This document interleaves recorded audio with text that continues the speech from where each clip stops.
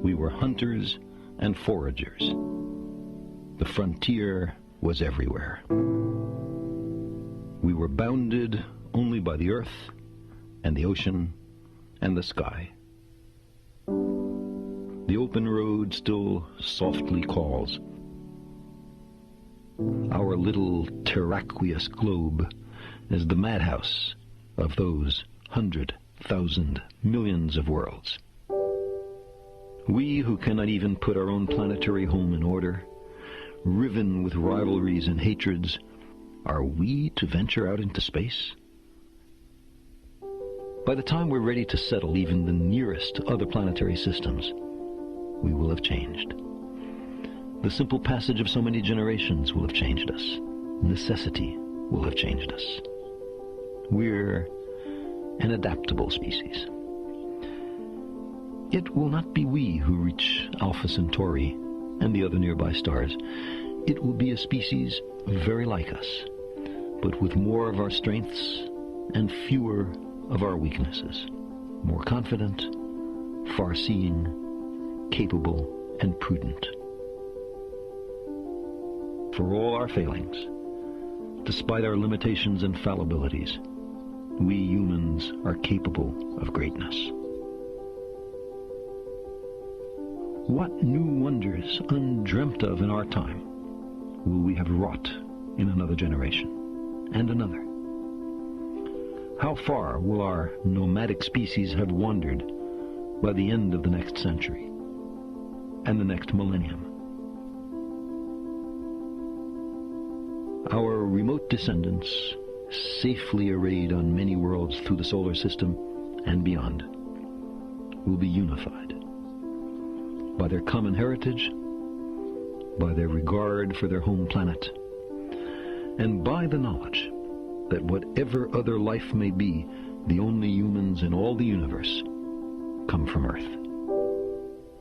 They will gaze up and strain to find the blue dot in their skies. They will marvel at how vulnerable the repository of all our potential once was, how perilous our infancy, how humble our beginnings,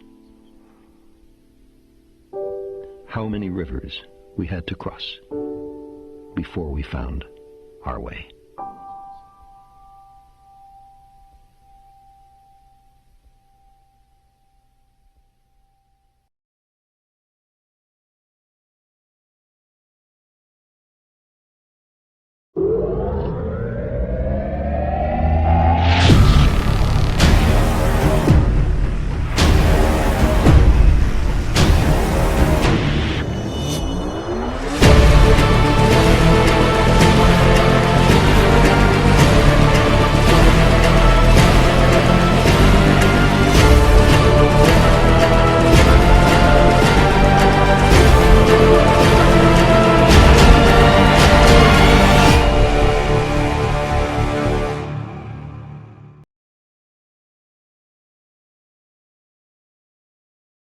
Hello everybody and welcome to the final weekend of EVE Fight Club. This season is going to end and we're going to crown a champion.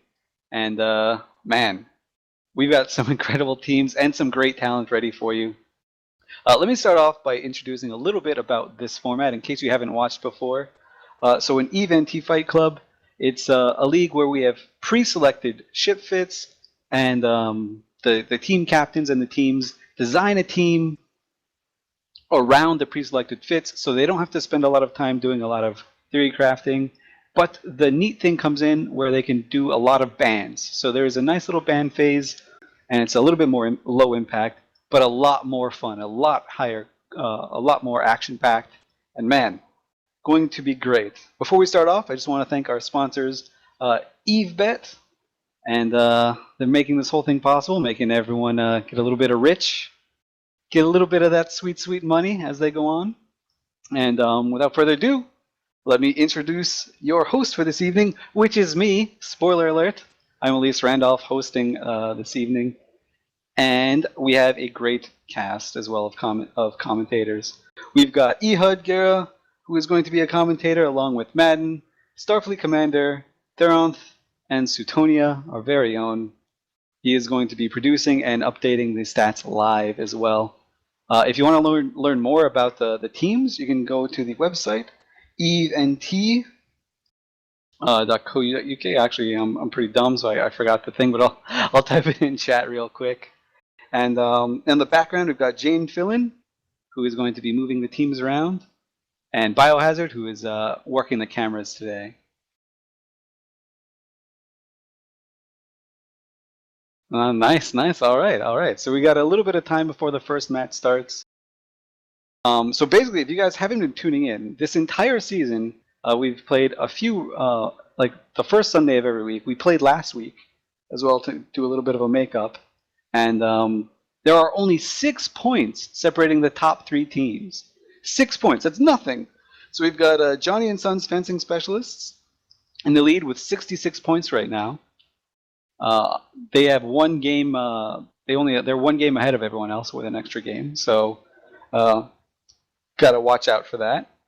Coming in second with 61 points, CleverGirls, Pandemic Horde's team, and they've got 2 games to play today. So if they do really well in both matches, they could win. They could definitely win. Following behind them in third place is Pretty Freaking Reluctant with 60 points, right next to Horde. So they can make some waves. They can come back and surprise people. In the middle of the pack, we've got Scrub Squad at 48 points, Team Footwork at 43 points, and Scram Scene Investigation at 39 points, as well as the Democratic Republic of Kanye at 31 points. Lots of movement in there between the 4 and 7 slot. Anyone can do anything. And playing spoilers, Test Team, please ignore. The Test Alliance team mathematically eliminated from winning. But I guess maybe we could do some crazy stuff so they could win, but probably not. But what they will be doing is just playing spoiler. They can unseat champions, and they can decide who comes in first, second, third. Man, what a time to be alive. Our first match is going to be Test Team Please Ignore with Team Footwork, which we'll get to shortly. But before we go off, guys, why don't you introduce yourselves, commentators? Ehud, start off. Tell us a little bit about yourself. Yeah, I'm Ehud Guerra, formerly of SSC. We closed down and I joined up with Volta for just the great microgang, the AT tournament, etc. So I'm really excited to watch these young teams advance, get better, and have a really good time today. Oh, nice. Madden, how about you? Yeah, Madden Kenrende here of the Scary Wormhole People Alliance, Waboo. Just started commentating. This is my first public appearance, and it's been a really great experience. Done some ET stuff, but this is really fun. All right. And Starfleet Commander, what about you? Who are you? What do you do? I'm What's your just deal? a very AFK CEO. I'm CEO of Volta, and we live in Thera, and been playing in the Alliance tournament for a very long time. Done it for many years, but this is the first time I've actually ever commentated like Madden, like actually publicly commentated. And this has been honestly, some of the matches in this tournament have been amazing compared to honestly like some of the matches last week were amazing. Wouldn't you agree, Elise? I mean, some of those. If people haven't watched some of the matches from last week, you should probably go back and watch them because some of them were actually just going from one side to the other, and then you didn't know who was going to win. So yeah, that's just me. Yeah, totally. Some of the matches last week were actually pretty great. If you guys haven't watched, some were really close, and some were clowny as heck. And by clowny as heck, I mean a Hyperion chasing a Raven clowny. It was it was pretty good. By the way, if you want to bet on any of these matches, you will find them up on the EveBet site. And Sutonia, you're going to be at FanFest commentating for the March Championships. Tell us a little bit about yourself. Yeah, that's right. At least I'm going to actually be commentating with you at the Amar Succession Tournament Finals at FanFest. But I'm mostly known for streaming and doing videos on YouTube, and I'm part of Furnace. We live in a C2 wormhole because we moved out of Thera because Volta ruined it. Classic Volta, honestly, ruining everything. That is a matter of perspective. That's what that is. They say we ruined it. I say we liberated it. All right. Speaking about wormhole ruiners, last but not least is Theronth. Tell us a little about you. Hi, I'm Varant Valarax, this is my accent, and I do EFT for Volta team in the Alliance tournament. And that's pretty much it. We don't let him out. I don't let him out much, but today we thought, last week we thought we'd let him have a go. But normally he'll be somewhere in the basement doing the fittings and stuff. But Yeah, today is my off-basement day, so I'm really excited to be here. yeah. Man, can't believe we got you at the perfect time. That is so nice. As people are asking in Twitch chat about the ship fits are actually standardized, and I will go ahead and link them into Twitch chat for you real quick. So basically, the setup is each team gets to have 3 bans. And obviously, when you ban a ship, neither team can bring it. But they take 1 battleship, 1 battle cruiser, 1 cruiser, destroyer, and 1 frigate class. They get to pick one of those ships, and they form a 5-man team. These 5-man teams then compete, and you get points awarded for each ship killed, and the points are accumulated through the season.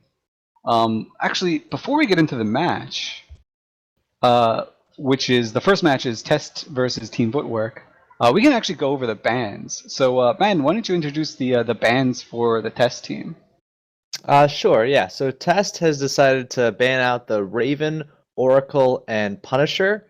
Punisher is actually a great frigate. I think it's really good in this format. Obviously, a very tanky frigate, a lot of capabilities there. Oracle also last week showed to be really punishing with that kind of DPS that just applies really well.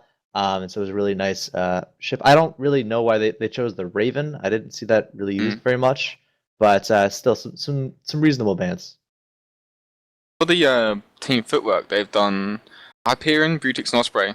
Interesting as well. I think both these teams, they've got like 2 really solid bans, and they just sort of went a bit left field, and they've done an Osprey. Hyperion and Brutix obviously don't want to fight anything that can do high DPS at close range. So, and am I right in saying this, at least? They don't know what their other team's banning, do they? They know an hour before the match, everyone knows the bans. But while they're banning, they don't know what their team while they're is. banning, they do not know. So it's very possible that you ban the same ship over and over. Yeah, so both these teams have done these bans without even knowing what your team's banning. So Punisher is very strong frigate in this format. It's got the fit on it that's on the website is so tanky. It's like dual plate, and it's just so hard to kill if it gets locked down. If it gets anything locked down, it's so hard to get rid of. Alrighty, so I think we've introduced the teams enough. Let's get down to the action. Let's see some things explode. Things are definitely going to explode. The matches are 10 minutes long. So without any ado, let's do this. I'm going to go ahead and throw it to Madden and Starfleet.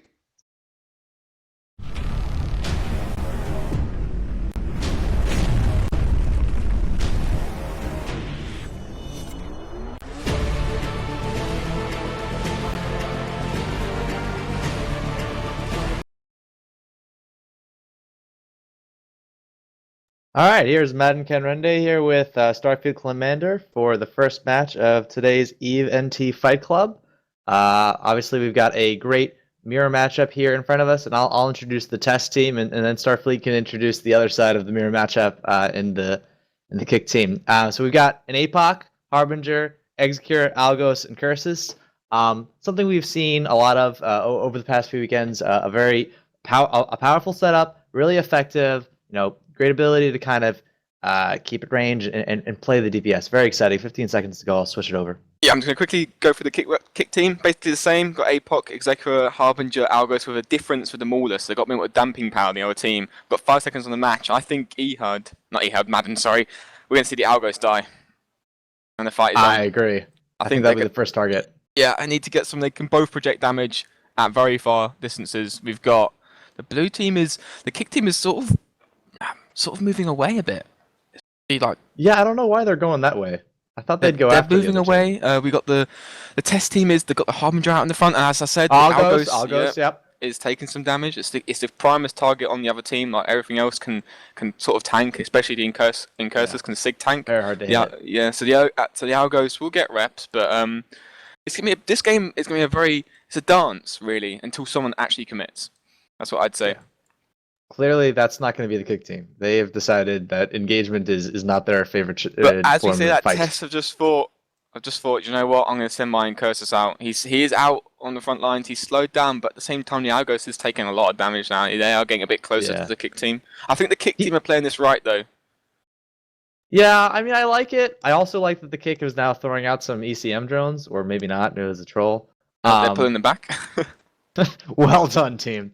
Yeah, I mean, the Algos is holding. I don't think they're going to be able to break it unless the Execute gets jammed or something, or that the Maulus gets lucky. They're using the Harbinger as a front battle cruiser. He's going out in front, probably wanting to try and get the damage onto him, which is what's happening right now. But they won't be able to break the Harbinger, I don't think. Like the APOC is the Harbinger is shooting the Harbinger, and the APOC's not really doing. Well, they are shooting the Harbinger now, but at the same time, the kick. I don't understand why Tess never even tried to shoot the Algos and the other side. That's what surprises me. I don't think maybe they are going to break a Harbinger. I really didn't expect that. I'm shocked if this happens, but I'm surprised they didn't even try the Algos. They have got a Maulus. He's going to have unscripted damps, so he's probably dampening the Execra. He is pretty far away, actually. The Execra is actually quite far behind. I think here, Test have to decide. They've got to, go in or not. They're getting whittled down. The Harbinger is whittling down. So I think they've either got to send this Incursus and Algos to get something hard tackle to push in, because their APOC, the Test APOC, is right back at the Execra. It's definitely not in range. To hit yeah, the what's Harbinger. going on here is the Maulus is damping out the Executor and it's forcing basically the test team to not be capable of doing what they're trying to do. And at the same time, they're just shooting a bunch of drones. Yeah, they are shooting some drones. But at the same time, that Algos has switched the Algos, so he's going to go down maybe. And the Incursus. So they basically said, Executor, you can't rep them all and we can shoot them all. So their Algos or the Incursus is almost definitely going to die now.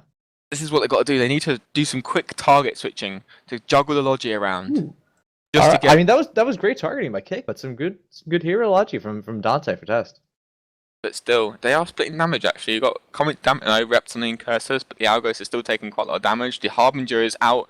They will switch to the Harbinger because he's coming out very close to the Kick team. But at the same time, this is one of those moments when I almost want to think that you want to play that overheat game where you kind of say, all right, we're going to target one guy and then we're going to overheat and switch to the other guy really quick. And if you could do that, maybe you could switch between Algos and Maulus or something like that. It's either that or maybe try and take out one of the Alogi guys. Because if you can get them cycled to their charges, maybe you can actually take one down if you're failing at everything else. Yeah, this match is very. It just comes down to piloting and FC decisioning because both setups have literally the same damage and projection, apart from you've got a Maulus and Curtis difference. But at the same time, the kick. Look, Algos is taking damage. Look at that half armor.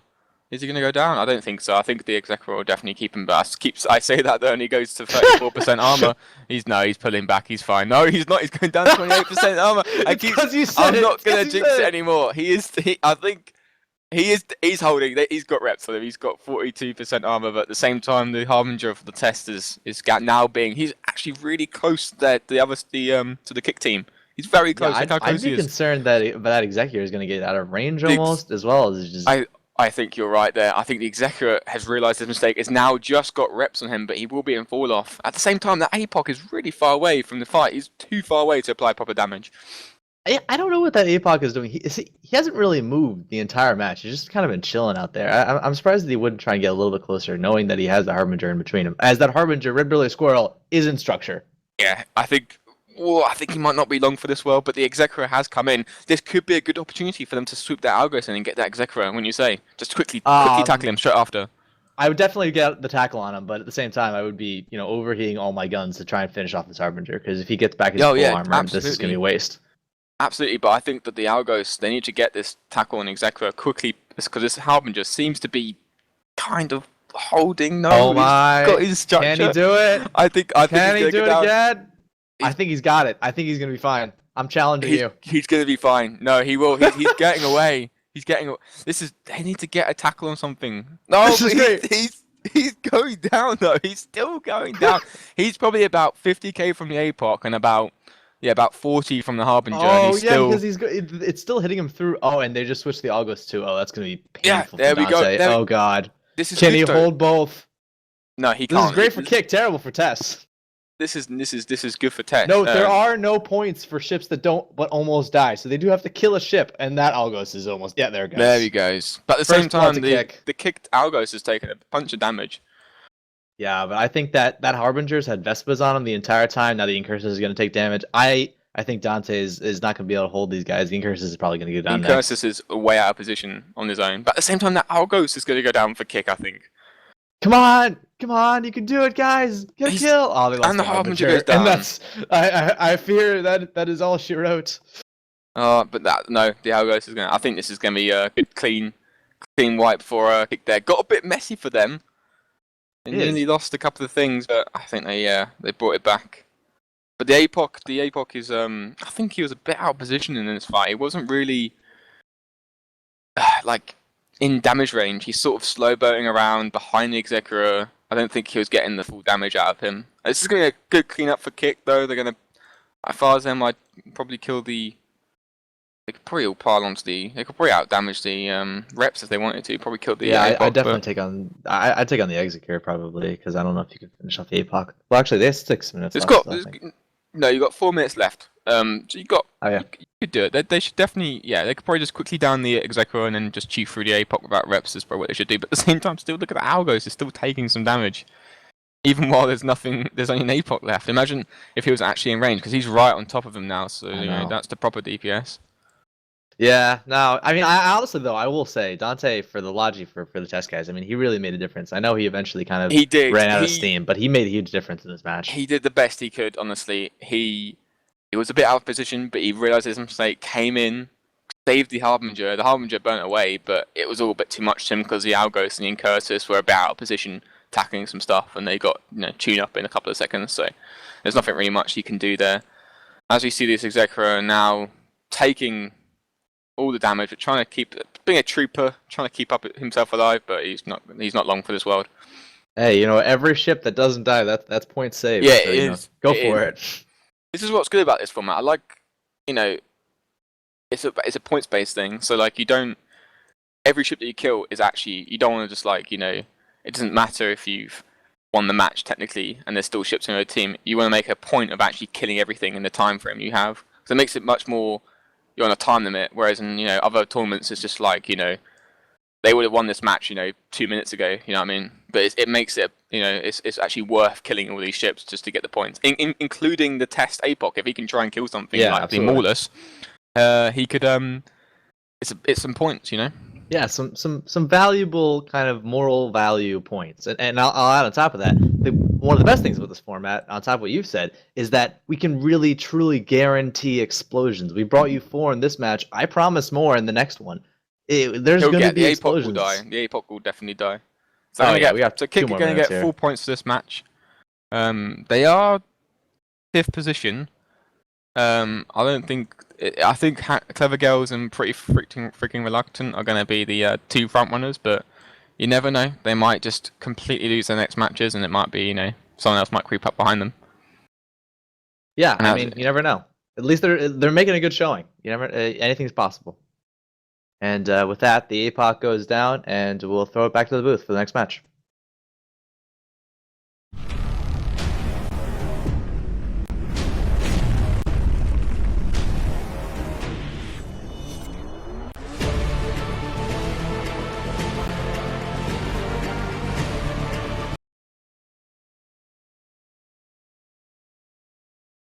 Whew, there we go. Test trying to play spoiler a little bit for this Footwork team with this mirror matchup, but couldn't quite do it. It's not the last we're going to see of Test today. Wait, is it? I think it is the last of Test we see today. Oh no, poor little Testies. They had their 8 Mile moment and they lost it. They put up a good show though. They did put up a great show. I mean, this is a season-long thing, so this is the culmination of 5 weeks of playing. So Test couldn't secure any points with this one, but they did some swagger. They had some really memorable moments from the last few weeks, which we can go over a little bit. But let's see, Ehud, we saw this kind of being a mirror matchup. Tell me about what happens in these mirror matches. Positioning becomes really important in a mirror match. Being in the right place to apply damage and to not get tackled down is so important. And you saw Team Footwork did a better job than Test with their target switching, which is also a huge thing. I think one of the best things to learn from these matches is just how to think on your feet. And that's something that Team Kick has a little more experience with, but Test will learn as they go. That's the beauty of Fight Club.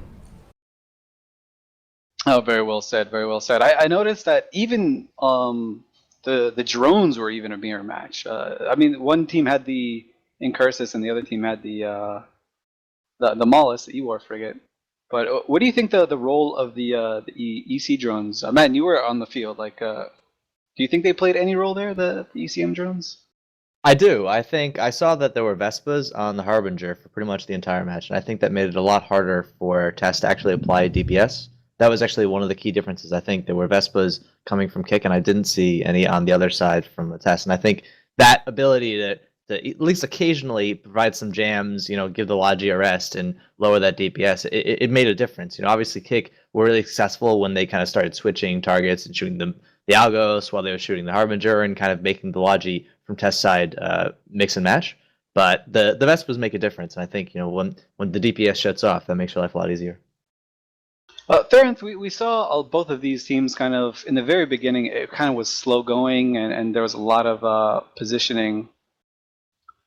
In this type of format, compared to the Alliance Tournament, do you think the person that charges in first has like an advantage, or you kind of want to bait your opponent to get out of position?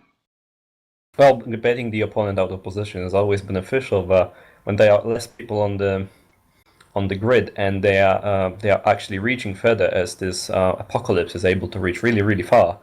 And generally speaking, the Scorch-based setups are far hitting and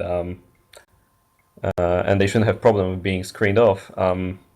It's always good to let the enemy make a mistake first and then try to capitalize on that instead of charging in recklessly. Although in this specific match, I think that if the Apocalypses would come in a little bit earlier in and dealt the damage more with the multi-frequency crystals instead of just shooting Scorch from ridiculous long range, the match would have been quicker a little bit at least. Yeah, so I guess that doesn't really change in this type of format then because in the Alliance Tournament we always see that the more composed teams, the higher, as Chester would say, the higher caliber teams, I guess, would sort of wait for their opponent. It seemed like they would wait even too long for their opponent to make a mistake, but it seems like that is a good tactic here. I mean, it also depends on what's on the field, because the one team has Incursus, the other has Molus, and obviously the one that has the Incursus has the upper hand when charging in. So there's a little bit of wiggling room over there, but... Oh, that's a good point about the almost mirror match. Suetonia, what do you think? Do you think the Incursus versus the Molus, do you favor one side or the other, or not so much? I think they both have their merits, because we saw the lack of the Incursus, the lack of the tackle, kind of hurt Kick for a while, where they weren't really able to finish off that Harbinger because just didn't have anything to tackle it, and it was able just to burn away and survive a lot longer than it otherwise would have. But I think the Maulers really is really what won the match there for Team Footwork, because they were able just to keep the APOC shut out through most of the fight. At least the initial 2 to 3 minutes. Yeah, even so in this format, as I said before, guys, you cannot use scripts in any EWAR modules. So these are unscripted dams, as the commentators pointed out. But even then, these unscripted dams, they're still a pretty great force multiplier. So Starfleet, we saw at the very end, or during the match, some drones being swapped out and some drones actually being shot. And then some drones just not being shot at all. We saw Test trying to get rid of some drones that Kick put some ECM drones on them, which could be annoying. It's more of a nuisance. But I think that Test need to really use their tackle properly in that fight. And the algo, when they used their tackle, it was just a bit too late, and the Executor was out of range for reps. And I think that they should have just locked something down and just stuck to it. Maybe brought the APOC in as well. Because the APOC's, it was staying back too far away from the fight. It was behind the Executor and just sort of shooting in like probably in not I wouldn't say optimal range, probably like in fall off, but I think they just need to commit something a bit more because kick were perfectly fine peppering stuff at range. There's no problem for them. That's what they had them all there because they wanted to stay back. So I think the test should just gone in. All right. So we say our goodbyes to test, but they're gone, but they're just certainly not forgotten. How about we'll put it that way? They're beautiful, beautiful boys, living the dream, as it were. But up next, we have the Democratic Republic of Kanye, probably my favorite team name. That is the CO2 team, playing against Pretty Freaking Reluctant, which they're currently in position 3 right now with 60 points, 1 point behind CleverGirls, which is the horror team, and then 6 points behind the Johnny and Sons fencing specialists. So they need everything they can get right now, this Pretty Freaking Reluctant team. And it actually looks like both teams are ready to go. So, Madden and Theranth, why don't you guys take it over? Not yet. Oh, we're having a bit of sissy problems, not being able to like there's a couple of drones on the field that are still there that I'm trying to get rid of, but apparently sissy won't let me shoot them. So I'm gonna have to try and I just set and change with Bambi there. So I'm gonna try and pick them up hopefully.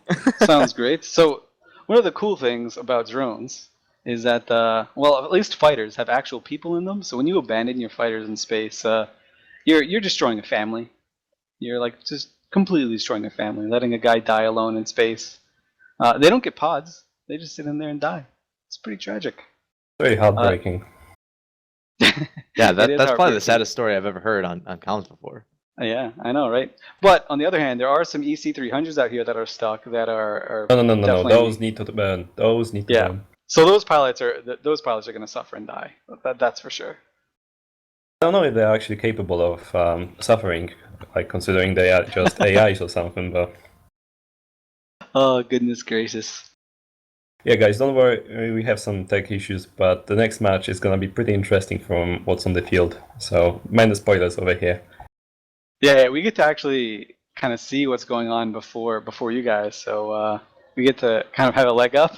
And like I said before, their Pretty Freaking Reluctant team needs every point they can get to make a good showing. They are currently playing right in the second match coming up next, and then they will be in the fourth match, and that'll be their final match. So they need to get as many points as they can to force the Johnny and Sons fencing specialists to get some points, and to force the CleverGirls to get some points. So like every single ship is going to matter. Well, I'm sorry, but I don't know what is going on with this. It's not letting me scoop these drones or shoot that's them. Fine. We don't need those. We don't need those stinking drones. You failed to move that because you're no longer within its reach, and I'm right next to it. I don't know. We'll have to apologize to the captains, Jane. Like I can't get rid of these drones. I think you just have to get good, Starfleet. But whatever. These teams, they're hardened warriors. They know what to do. So I'm going to send it over to Madden and Theranth, and you guys are going to watch them fly.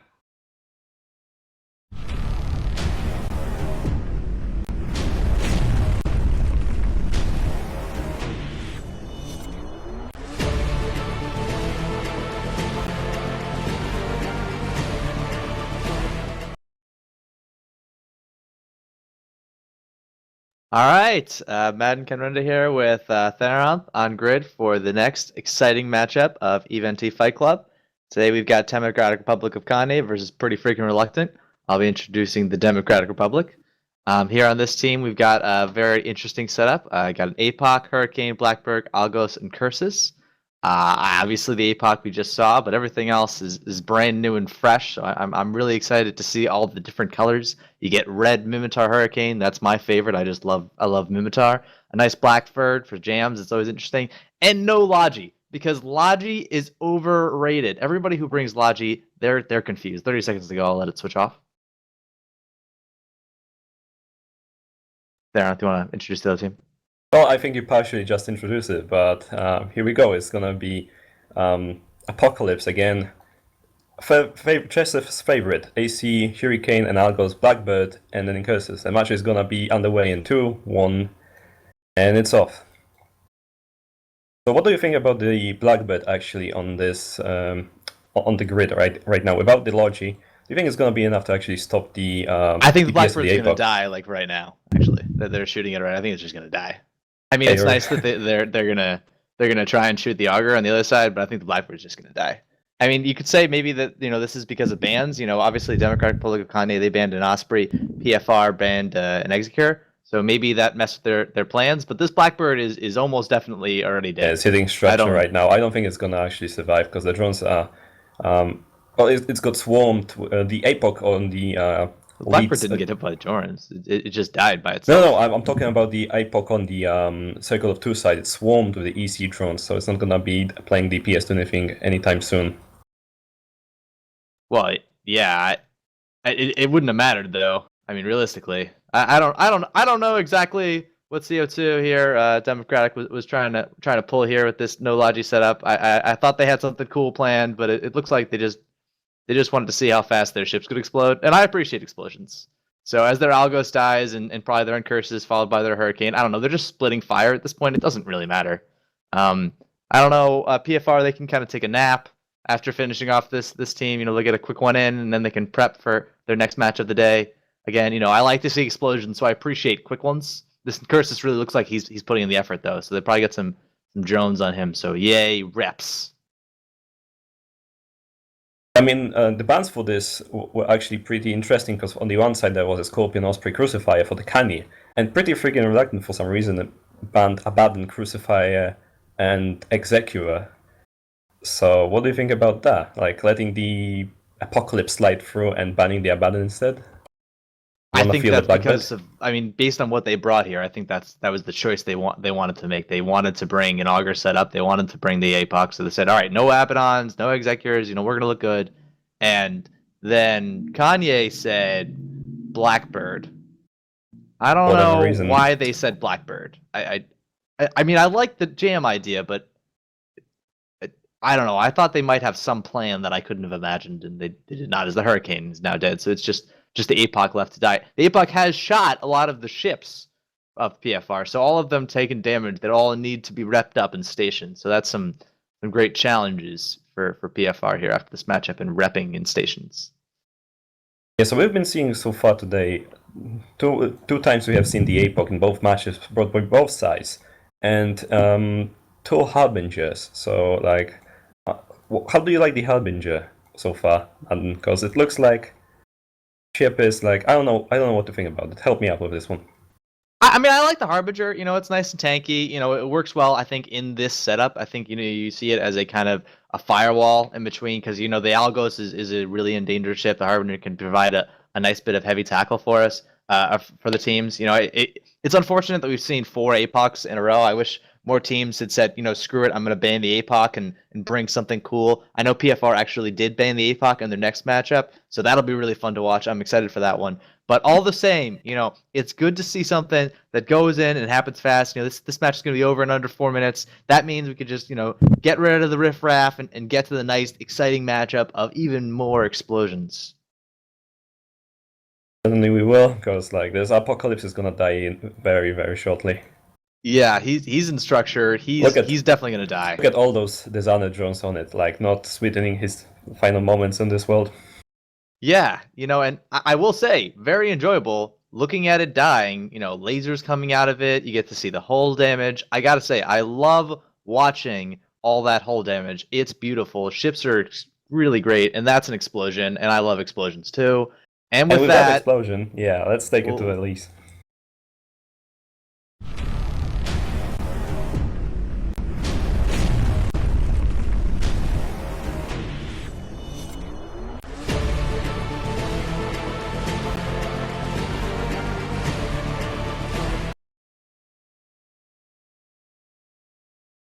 Ooh, man.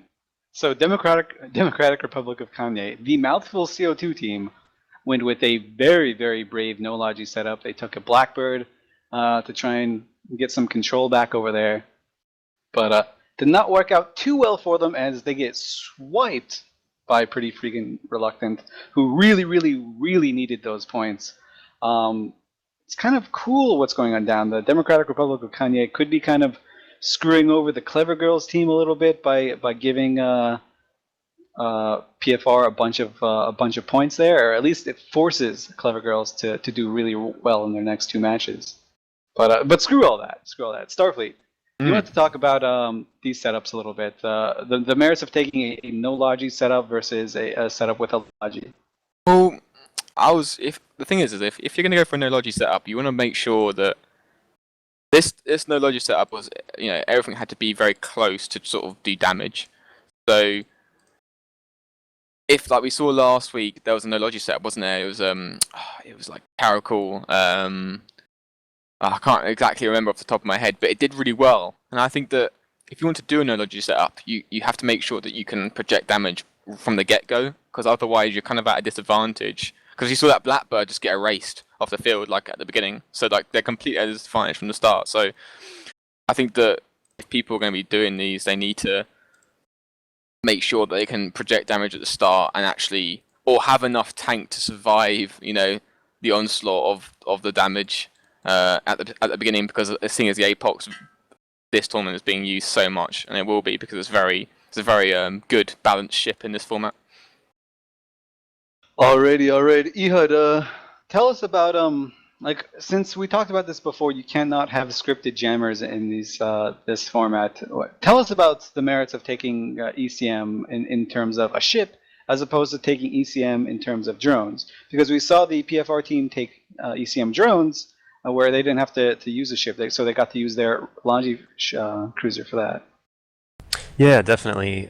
Bringing a jamming ship to the fight is great as a force multiplier, but as your primary logi, it's very difficult with multispectral.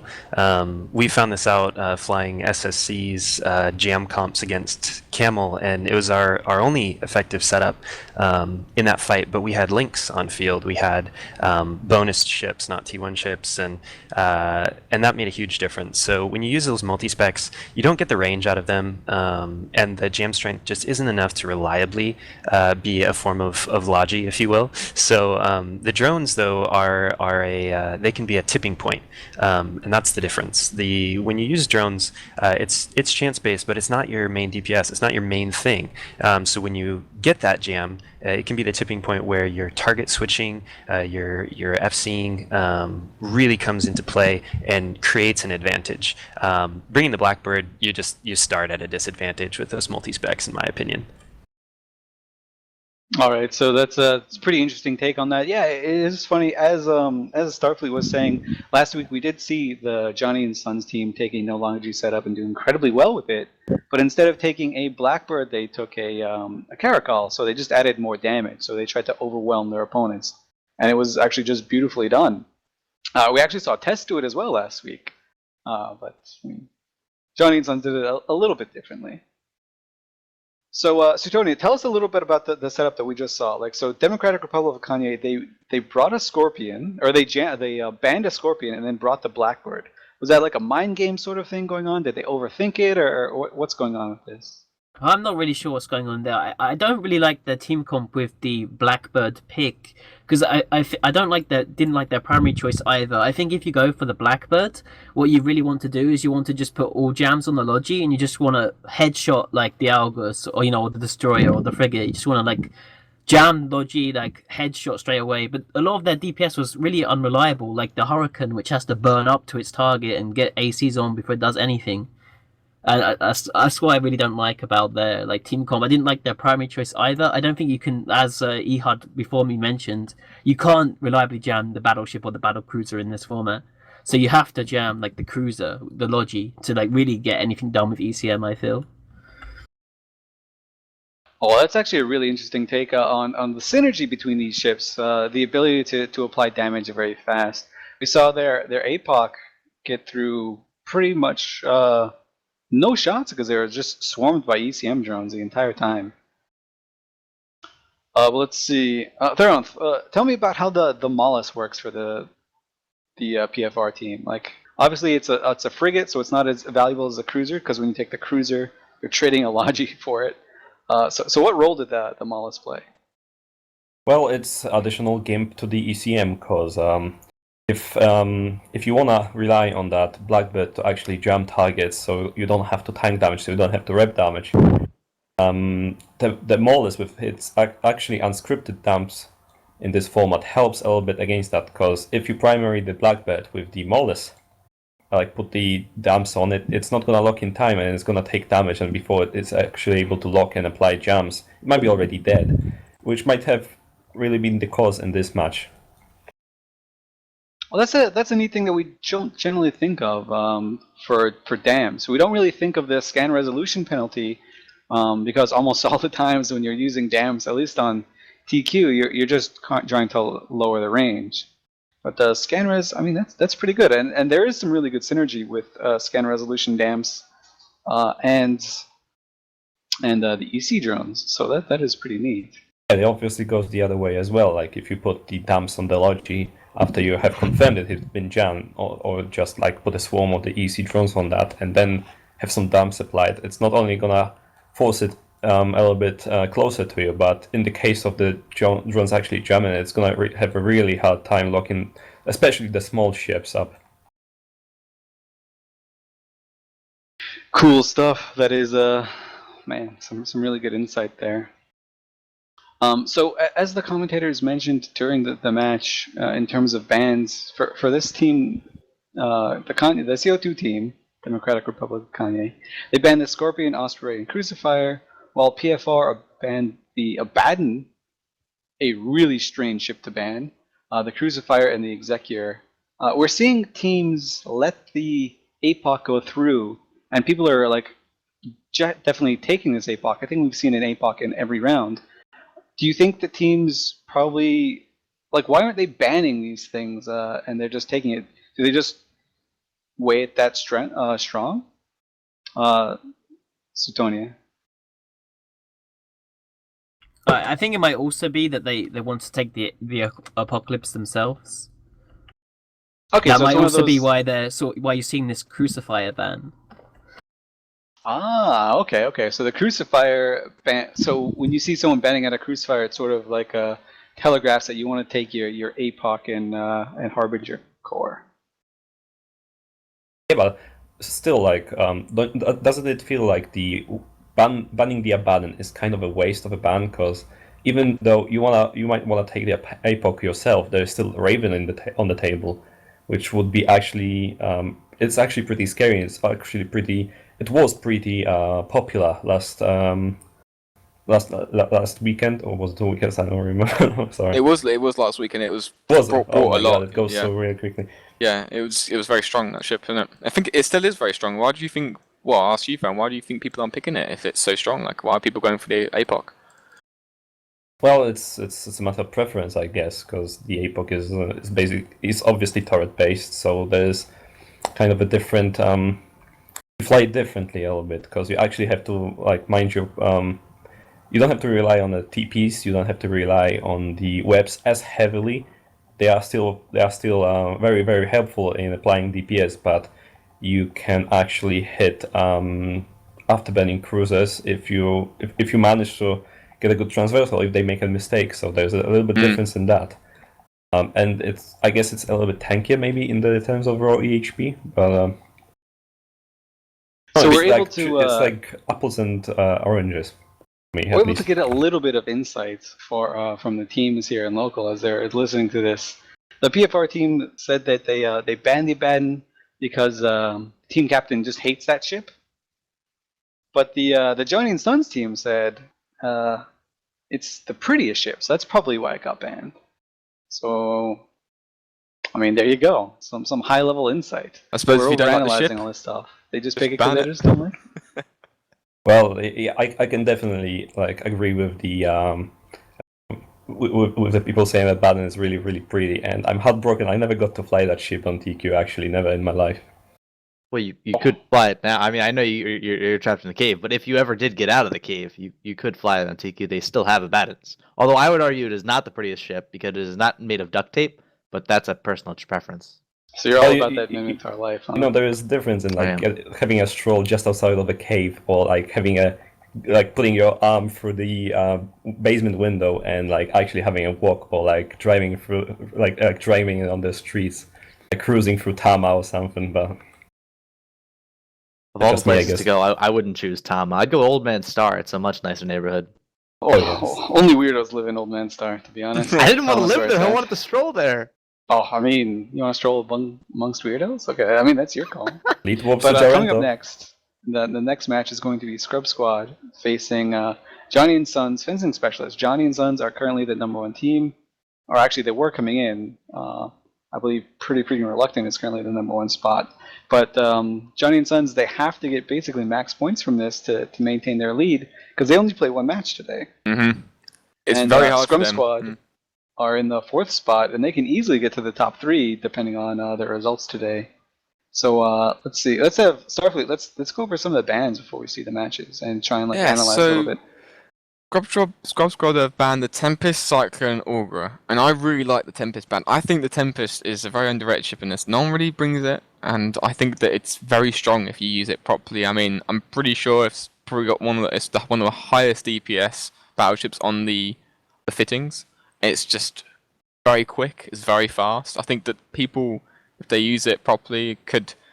If it's not banned, they could use it really well. But it's a good ban for them. They've also done the Cyclone again, synergizing with Tempest. You've got some shield, another the counterpart for the a Tempest up, and they've got an Augur, which is we saw it used last week, but it wasn't very well. It's got a better tank than the Executor, but a bit weaker reps. Maybe they're trying to they're going to bring their own armor set up, probably an APOC, I guess. That's probably what they're going for. Ehud, why don't you tell us what the other team has banned? Yeah, Johnny and Sons have banned the Hyperion, the Oracle, and the Vigil. Not really sure what they're doing here. The meta seems to be leaning to the Harbinger instead of the Oracle. Watching out for the clowniness of the Hyperion, I guess. I don't know. What is your take on it, Starfleet? Oracle, good DPS early on, can definitely try and kill some small stuff right off the bat. But like you said, it's not very strong. You can get some transversal, you'll be okay. Maybe they're trying to ban the Oracle Vigil combo. That could work in some setups with the APOC. Maybe get some, sniping stuff going on. But then the Hyperion is sort of just out of nowhere. They don't want to deal with brawling, but they don't want to deal with long range DPS. But, right. It's a mixed ban choice because it doesn't seem like they're trying to ban according to what they're flying because they've split it to the brawl and the range. So I'm not quite sure on this one. Scrub done well, but they obviously don't want to fight like a rush Mimitar setup. They've got rid of the Tempest, which is probably the only battleship I suppose. Well, you could do a Raven, but a very strong, get in your face, Tempest, tackle quite quick, and Cyclone to go with that. But then they've also just gotten rid of the Augur just because they want to only have the Executor on the field. So quite standard from them. But yeah, the Hyperion Oracle Vigil is out there. I think this is the only. It's we haven't seen the Vigil banned so far in this series. So I might interrupt you, Starfleet. This Vigil ban is actually screams. I don't want Ravens, I don't want Drakes. That's what it is to me. True, there we go. We don't want to have some... Yeah, that is cool, but then why Oracle? Then why Hyperion? Hyperion can jump. Oracle has long range. So maybe they are looking to actually brawl. That would be great. I would definitely... Do you think we can see another Thorax on the field? Oh, do you know what? That'll be good fun. I do like the Thorax. It hasn't got a lot of tank, but if you can get in there, just apply some damage, it could be some good fun. I think the teams are sort of getting to their warping points, and we've also got some, unfortunately, due to Sissy, there is some EC and some bots on field that we can't get rid of. Apparently they're indestructible. So we'll have to apologise for that to the teams, because we've tried everything, tried shooting them, tried to smart bomb them, tried to pick them up, but apparently according to the game, they don't exist. So I bet you I know what the problem is with those drones. They're listening to Katy Perry. They're definitely listening to Katy Perry, and they just don't want to go. They're just like, oh, I'm here. I tried smart bombing them. I've tried picking them up. I've tried shooting them with a paladin, and it's just not working. Nothing's working. At least what do FC? Honestly. You just get a little bit better and become good. I think that's the play for sure. Get better. Yeah, there we go. At least it's only a visual issue because they can't be scooped as well. So these teams can't scoop them and launch them, which is usually the problem in a tournament format of having stuff left on the field is that you can use it to your advantage. But at least that's not an issue. I think it's morely as well that they don't want to see them on their overview as well, because if like for example, I do in the Alliance tournament, I have a drone only overview just to see what's around me, and we do That's have a the really good teams. point. We have the teams. Yeah, so they probably have a drone only overview just to see what's out on the field, and they're probably gonna get a bit confused because there's basically every type of drone here. We've got ECs. Like, obviously, these won't be any of use, but they are just sitting there like 60k from the arena, and they've got some bots there. So we've got the first couple of teams coming in. So I'll hand it over to Elise. All right, so you're saying that because we're leaving the drones on the field here, it's basically like just training with weights on your ankles and stuff. It's just hard mode. Yeah, it's just a bit annoying to have them on the overview. Nice. All right, so it looks like, let's see if I can count to 5. Yep, both teams are ready to go and on the field. But we'll just wait just a couple seconds just so they can kind of build some excitement here. See if we can get Johnny and Sons to psych themselves out. That's the worst I can say from experience, being on grid and waiting for the match to start. And sometimes in the Alliance tournament, it could be 10 minutes looking at your enemy. That's my favorite part of being able to decide when people go and when they don't, because I know just how painful it is to sit there and like analyze and overanalyze what your team's facing. So I mean, sometimes I just want a little bit sadistic. It's okay. I mean, there's nothing wrong. I'm an EVE Online player. That's what we do. It's a bit, yeah, but you play mind games with yourself about what to do. Like, oh, maybe we should do this. Maybe we should do that. All right, I'm not going to go 50 pretty Shades bad. on these guys, so we're ready to go. I'm going to throw it to the guys, Starfleet and Ehud. Why don't you take it away?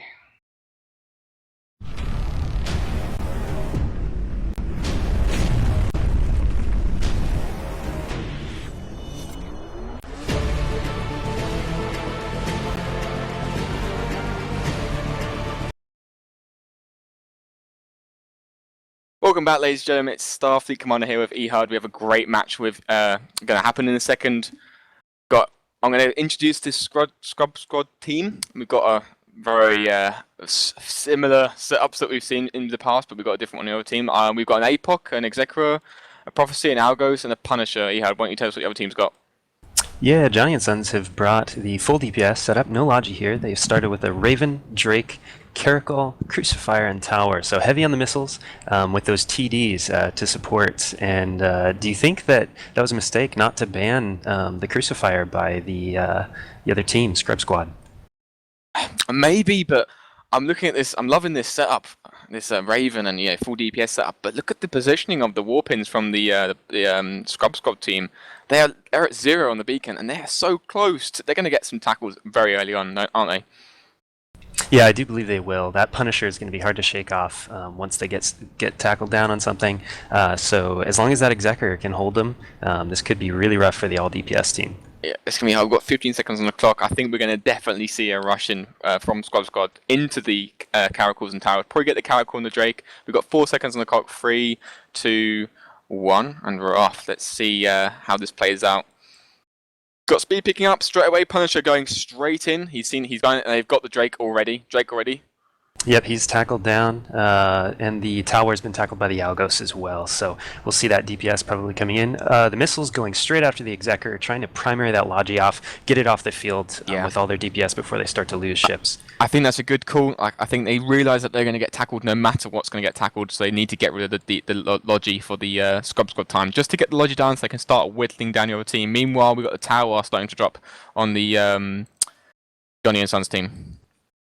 Yeah, he's taking a lot of damage. I think we're going to see him pop really quick, but will the Executor follow? That's the big question. Medium armor maintenance bots on the Exec, but also DPS drones from Johnny and Sons, really trying to just take him out with that full damage. I think if they kill this Executor, they're going to be in a really good position here. Like, I think that they can definitely get rid of the tackle after Executor goes down, which he's going to go down in their second. Yep. And I keep saying that he's going to go, but there he goes. So I think, but the Caracal's now taking damage, and he's not tackled, so he's okay. But I think this is good for the Caracal team, the Johnny and Sons team. They can definitely make something work here. Yeah, very good for them. They're going after the Algos now. I think they're going to be able to pop it super quick without that Executor on field. I'm going to give this one to Johnny and Sons early because of the ability to take that Executor out. I think it's a good call there. Get rid of the Argos first. The Punisher's definitely got more tank, and the Argos is probably doing some DPS on at 0. But the Punisher is going to be the next primary. Good call. Obviously, obvious choice to go for, like the only tackle left on field. But at the same time, Drake and Caracal sort of taking a bit of damage. I'm not really too sure what's going on there. But yeah, we're going to have to see if they will. I say that, but the APOC's taking damage. Yeah, they've split off to him. The Drake, I think, is the primary now for Scrub Squad, and they are trying to take him down. They've got the Prophecy on top of him, tackling him. Now the Punisher can kind of dance in and out. A lot of drones on that Drake, so we'll see how he goes. But man, the Punisher and APOC taking split damage and really hurting. Yeah, I think that they need to get this Punisher down. I think that they're going to lose the Drake. That's tackled. I think they need to get the Punisher down so they can just kite the rest of the team. So there's no way they can just track and disrupt the APOC, and then it should be good, and they can just kite it away. I think you're right, and I think Johnny and Sons are definitely going to take this. Good call from them at the start, just to get rid of the Execra. They saw that they were going to get tackled at the start, so just get rid of Logi. And we do see the Drake in armor, but at the same time, that APOC is eating it. Yeah, definitely. And I think right now what we're seeing is we have double tackle on the Drake. It might have been a better choice to try and split off and tackle that Caracal, so that when you lose your tackle that's on the Drake, it doesn't matter because he's already dead. So I think that might have been a good call to pull off and try and tackle the Caracal. I think this APOC will die.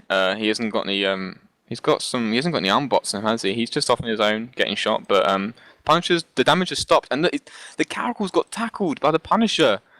Yeah, how that happened? He was burning in towards the Punisher. Big mistake there. This big mistake by the Caracal pilot of Nuke. Unfortunately, he's tackled by the Punisher. The Punisher is he's getting shot by, I think it's the drones on him. He's got Acolyte ones that are chewing him down slowly. Yeah, he's taking some more hull damage. Now the Prophecy is on the Caracal as well. So piloting error could turn this in the wrong direction for Johnny and Sons. We'll the Punisher see. drops. The Prophecy has got hard tackle now, thanks to the Punisher getting the initial tackle. This is why I think that the Punisher should have been the first tackle, because there's no way Indeed. the Prophecy could catch up to the Caracal.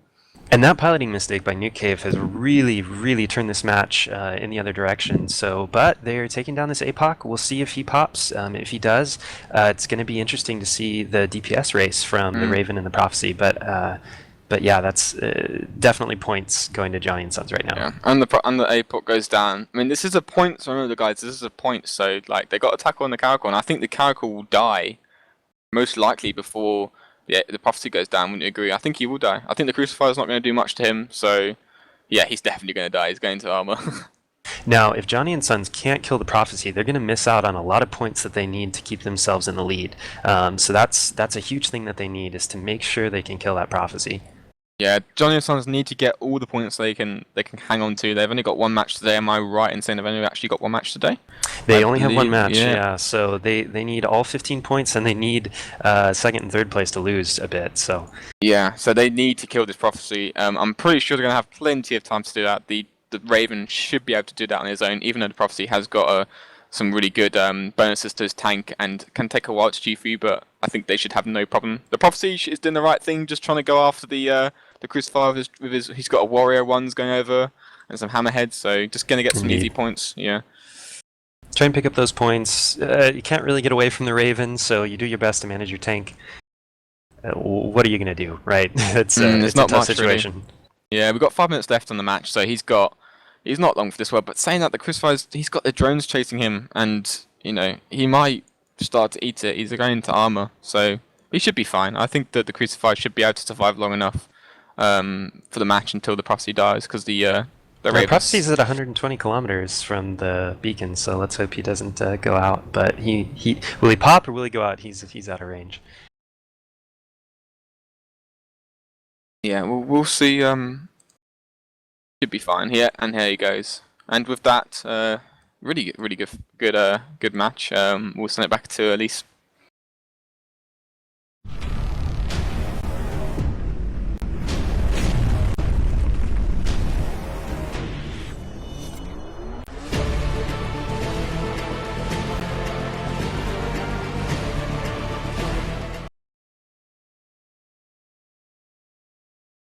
Oh, the swings, the double swings, the triple swings.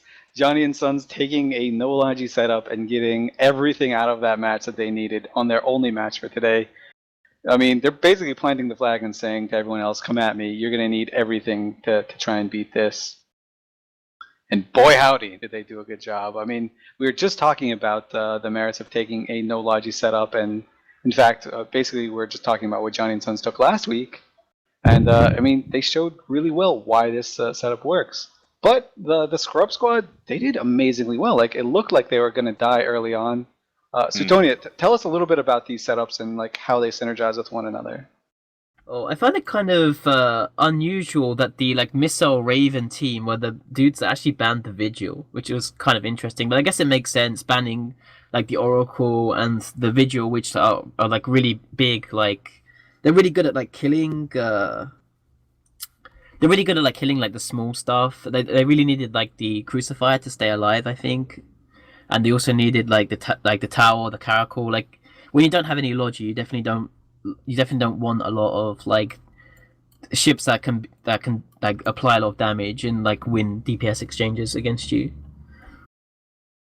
Oh, very, very well said. Thank you for the insight there. And I mean, I don't know if I was the only one surprised, but man, tell me about this, the piloting from this Punisher and stuff like that. Like, he got so many points for his team, right? Yeah, I mean, being able to tackle the Caracal was huge. I mean, the Caracal, maybe he got out of a little opposition. He's sitting there with reloads. He's trying to make sure he finishes off this Punisher. He doesn't want to, allow them to escape, and then the Punisher, gets out of range or something crazy. But when that Punisher getting that tackle, that's huge. I mean, that's points, and this is the points format. It's all about, all right, can you get that one extra kill, which is a big deal. So it was great piloting from the Punisher, really staying on his game, making sure he's focused on the moment, saying, all right, yeah, I know I'm in trouble. Yeah, I know I'm low armor, but hey, if I can get this tackle, I can take out this Caracal, I can get us some points. Maybe I can get us back in the match. Didn't win in the match, but certainly it made for a much more exciting event. And I really appreciate that guy's effort. Good job. Yeah, that was actually. I mean, I was personally very impressed by that piloting skill. Theronth, you've been in some pretty high tense situations before when it comes to these matches. Tell me about the composure that you need just to, as like Scrub Squad, as they lost their Logi ship, their linchpin, really early on. How do you just like keep your cool and keep getting points? I mean, you just have to do this because like this comes down to every pilot and like maybe experience on the field, or like flying solo obviously helps because it always puts you in these extreme situations. We need to actually keep cool and like think what you need to do to actually achieve victory. And in this case, the Punisher pilot just decided, okay, this guy is a Raven, he's immobile. This guy's a Drake, he's almost dead. So let's get this Caracal over there, which is really messing up our team, and just fly and tackle him, and that enabled them to seize the points for the Caracal and some for the ships. Ehud, you were pointing out during the match that it looks like the Caracal had made some sort of a slight piloting mistake. What was going on there, do you think? I really don't know, and that's why I wish that we could get first-person piloting views of the individual pilot's chair. Really, it appeared that he was burning in towards the Drake, maybe to help his buddy. I don't know, but when the Drake went down, the Punisher and Prophecy tackling it were able to just flip right around and just get right on top of the Caracal. So not really sure what he was doing there. It's hard to say. Yeah, in this format, like it's really hard to express how different an Alliance tournament type setting is compared to TQ. Like when you're PvPing, you're like, oh, whatever, I'll just fly in space. But this one, you have to like. There's so much going on. Yeah, exactly. It's just an incredibly odd situation, or incredibly unique rather. So you're not really practiced. It's not second nature to you. You basically have to train for months at a time to make it second nature. But then Johnny and Sons doing great, taking that setup that we love to see, max damage, and max damage is always fun. Up next, we have Scram Scene Investigation fighting Pretty Freaking Reluctant. This will be the second time we saw the PFR team. They got everything they needed out of the second match, and now they're in a really good spot to make to stake their claim for number one. What they need is Scram Scene Investigation to roll over. Scram Scene Investigation, though, probably not going to roll over. So Starfleet, tell us a little bit about the bans for the upcoming match. So Scram scene have banned the Tempest, Cyclone, Caracal. So we got Tempest and Cyclone again from the previous match, but with a bit more with the Caracal, which is what I like. I like that ban. I really do like that ban because, like we saw before, like that no Logi setup, the Caracal just gives that bit more extra DPS just to bring down the Logi or whatever you're trying to kill at the start. So I think a very solid ban from them. Very good, methodical. Don't want to fight shield setups. Don't want to fight shield rush. Don't want to fight an all Logi setup. It's really good. What about the other teams, Tonya? Oh, pretty freaking reluctant. They're just arriving on grid here. Their battleship just landed. So they have a Scorpion, actually, which we saw banned in the previous time that pretty reluctant were fighting. So these guys, they have a Logi, they have a Scorpion. They don't have much DPS. They're going to really rely heavily on the Harbinger. All right, good stuff. So now that we're all kind of excited and ready to see the match, I'm going to go ahead and throw it to you guys. Starfleet and Sutonia, take it away. Let us see what happens.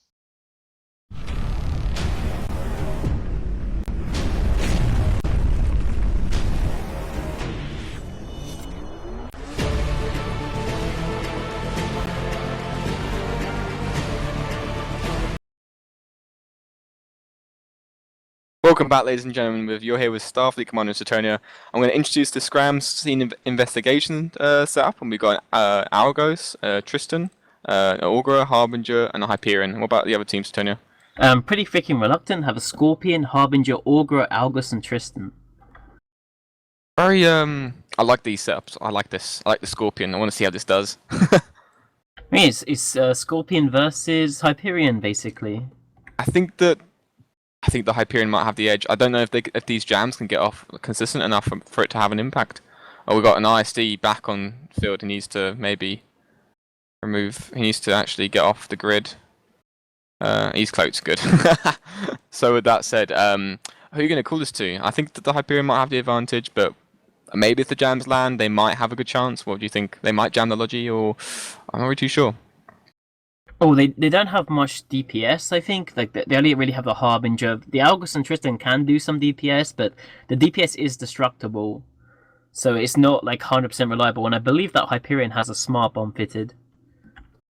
So, I mean, I think they really need to jam the Logi, as you say, and, like, work on something like the Algus.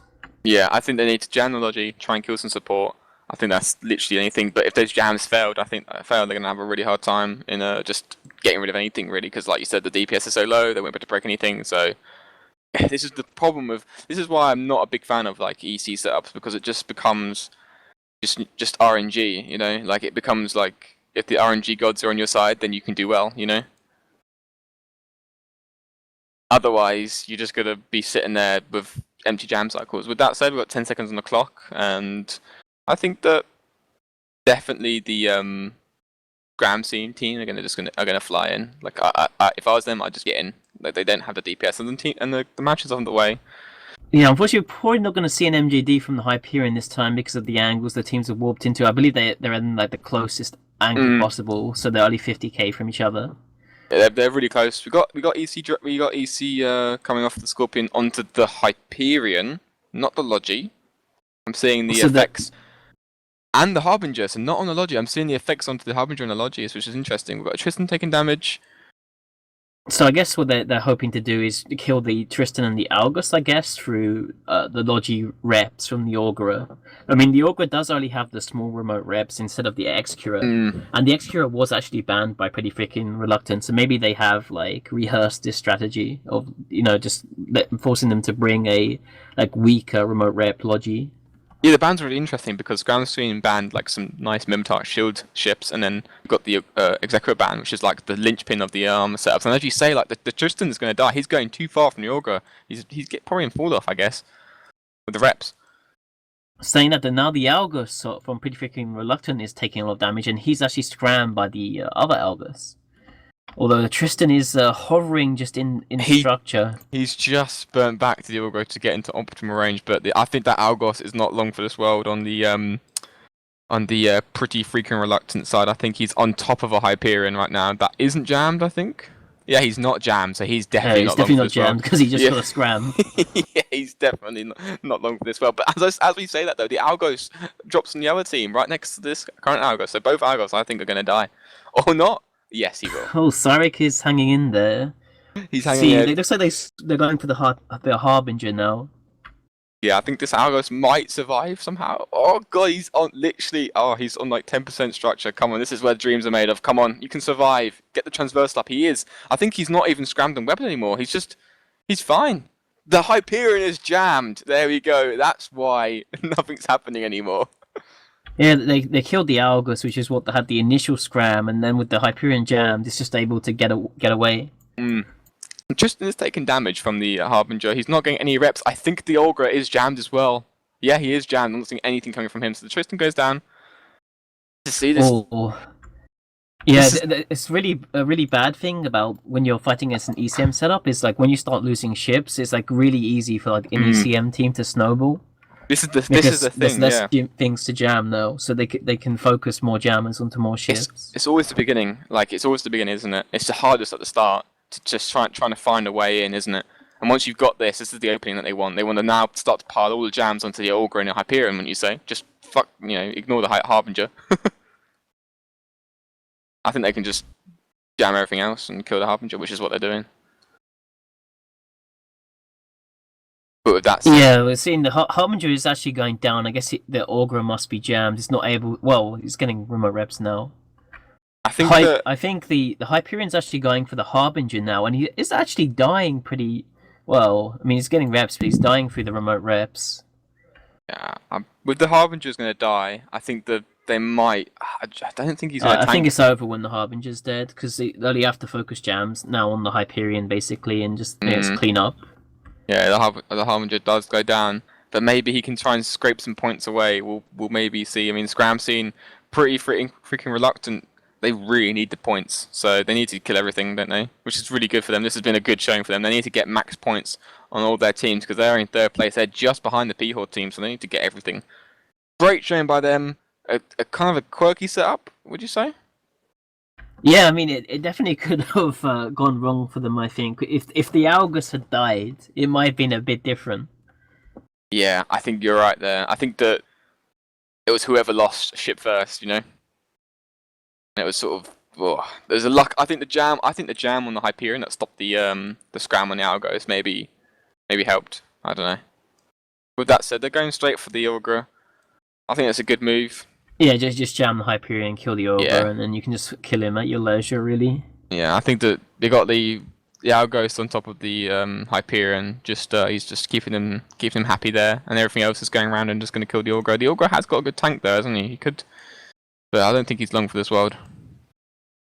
Yeah, it's a bit more tanky than the Excura, but it also has the lower reps and the lower range too. So it's better at surviving than the Excura, but it doesn't matter as much. I want to ask you about these bans. Pretty freaking reluctant ban the Apocalypse and the Crucifier Execra. So they are they banning? They're not banning armor setups. They are really. Well, not really. Like what's their method in that? What would you say? Just as you watch I think I guess banning the APOC, they don't want one of their destroyers or their frigates to just get headshot by it. It's one thing that the APOC's really good at is just with the tracking bonus and the optimal bonus.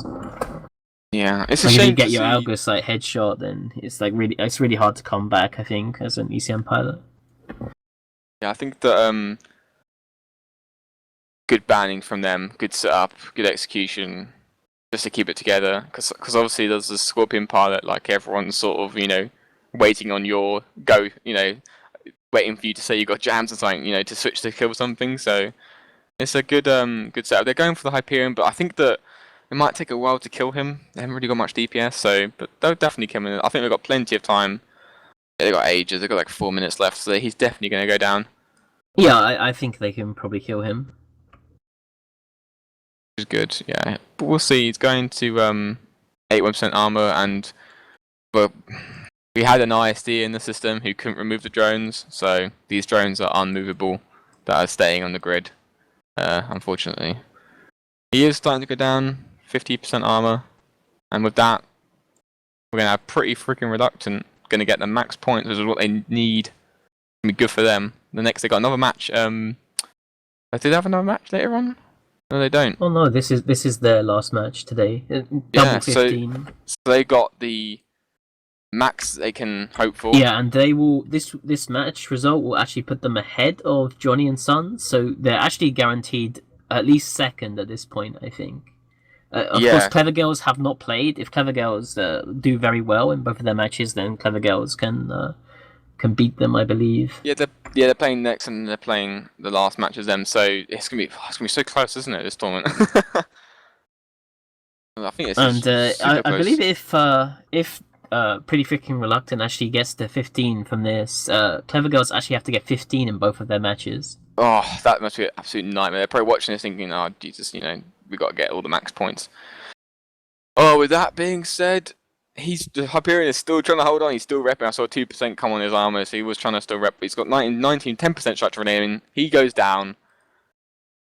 Pretty Freaking Reluctant get 4 points. With that, we're going to send it back to the booth with Elise.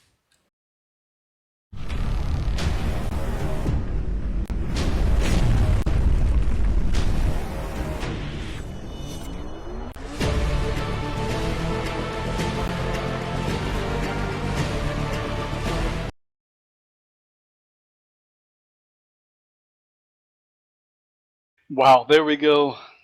What a crazy freaking setup. We saw a Scorpion as the core battleship. We just talked about how ECM cruisers are a complete waste. ECM frigates are pretty great. Completely disregarded the idea of taking an ECM battleship. My goodness. PFR team currently number 1 in the standings, eclipsing Johnny and Sons. They've got 90 points right now. Johnny and Sons are stuck at 81 points. And CleverGirls are basically the only team left, and they will be playing next, and then they'll be playing last. So this is going to go down to the wire. It's 1 point that CleverGirls have on PFR if they just run the tables. But before we get to that, let's just talk about this setup. Man, what's up with this Scorpion? How did it work? What's going on? Well, I mean, the Scorpion works the way the Scorpions always do, especially in a small-scale format. Basically, he's sitting there, he's trying to jam the Augur, and then he gets a jam in the Augur, or he gets a jam in a DPS ship. And that means what's coming after his team is lessened, and it also means that reps are shut off. And the moment reps are shut off, that means you can take out the Destroyer, you can take out the Frigate, and once you've taken out a ship, then the jams are just that much more effective because there's less ships from to jam. I mean, even if you're talking about multi-specs, jams can be effective. You get a couple of cycles off on an Augur, and you basically won the match because the DPS is halved, the tackle is halved, and it makes a huge difference. The Scorpion, really powerful when used effectively, like we saw here. Goodness, we saw this Tristan just run around and do work. And the Algos, oh my god, the Algos. The Tristan did work by tackling stuff. The Algos lived in what seemed to be like 3% structure the whole time. What do you think's going through these guys' heads as this is going down? I think Cyrix probably thought he was going to die there. That Hyperion was on him, and that's where you look at your ECM as Logi, right? Your Scorpion gets that chance jam, and that's like 100% perfect Logi against that Hyperion, so Cyrix could get away and do work. And that's the thing about bringing the battleship ECM is that it does damage and it does ECM, so it's not like an all-in ECM setup because you can still do work, you can still do damage. Cyrix, great job. You can't give up when you're a pilot in these settings. You can't say, "Oh, I'm screwed, I'm dead." You have to be ready for the eventualities, especially in the tournament format where like EC drones, for example, are really prevalent. Is that a jam could go off on your opponent anytime, so you have to be ready to burn away like Cyrix did. So that's what you're thinking. You're thinking, "I need to make an opportunity happen here," or if an opportunity presents itself, I need to jump on it right away, and that's what he did. Great piloting there. Yeah, that was like really, really good to get away from the incoming damage, which was where the Hyperion was. And Cyrix is saying in chat now he had 11% structure left on his team. And as the commentators were saying, I think it was Sutoni who said it, when you start losing ships, like as an ECM team, like you start to cascade really, really badly. Like the Algos, it doesn't seem like a lot of damage, but considering what they had on the field, that was an incredibly relevant amount of damage. And if that thing goes down, then Jesus, maybe they just don't win that match. So Theronth, tell me a little about what you thought about the match and how it went down. Like, were you surprised by the outcome? Like, did you see it coming? Well, I was pretty skeptical of the Scorpion because like I have this like bad habit from the 12-man tournament that Scorpion is actually underperforming there because like it's only a Tech 1 battleship, but in this format it actually scales up very well because it's way more tanky than a Blackbird if you want to bring any kind of the ECM. It also does some kind of DPS, not too much, but does some. And like you can't just get rid of it so easily because of that. So like if he actually jams, he has more time basically to jam people because he's not gonna just evaporate like the Blackbird we saw earlier. So like I was thinking that the longer the match takes, the easier it's gonna be for the ECM team because like as Sutonia said, it also the people dying on the other side really help the ECM teams because like you can focus jams more easily onto the key ships and just like overblob them with him. Oh, great stuff there, man. I don't know. I'm still stunned by how this played out. I remember like we've seen a similar sort of thing in Alliance tournaments before. Alliance Tournament 10, PL had a Widow team, which I mean, oh yes, was completely madhouse, and then we saw Widows again in Alliance Tournament 12, which actually is how I think was the what did they call themselves back then? It was currently the Camel. I think they were still called Camel. The Widow is really great because it does a lot of damage, and the ECM can be somewhat reliable. And like Thranth said, you can't get rid of it easily. They can actually tank a bit before just getting wiped off the field like the Blackbird.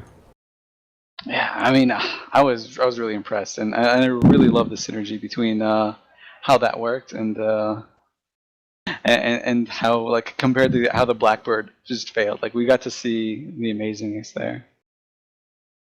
Yeah, like there were actually ECM teams in this smaller format as well. I believe Tuskers actually used them against SSE used them against SSE. Camel, and while I believe we won the match. Sorry, there was a match where Widow was used by Tuskers, I believe, and it had double stalks to it, so it was even better because it was boosted, obviously, that way. Yep. And in testing, we realized that you need the links to make it reliable, and that's the thing about ECM. If you can make it more and more reliable, it's better and better, and then you can actually play test it outside. Oh, good stuff. So coming up next, we will have the CleverGirls. They're gonna try and make it all the way. They need max points for this to win by 1 point. And so we get to see, like, this is their first match. They will play this round, then they will be playing the last match of the day. And they're playing against people who aren't scrubs either. They're playing against Footwork.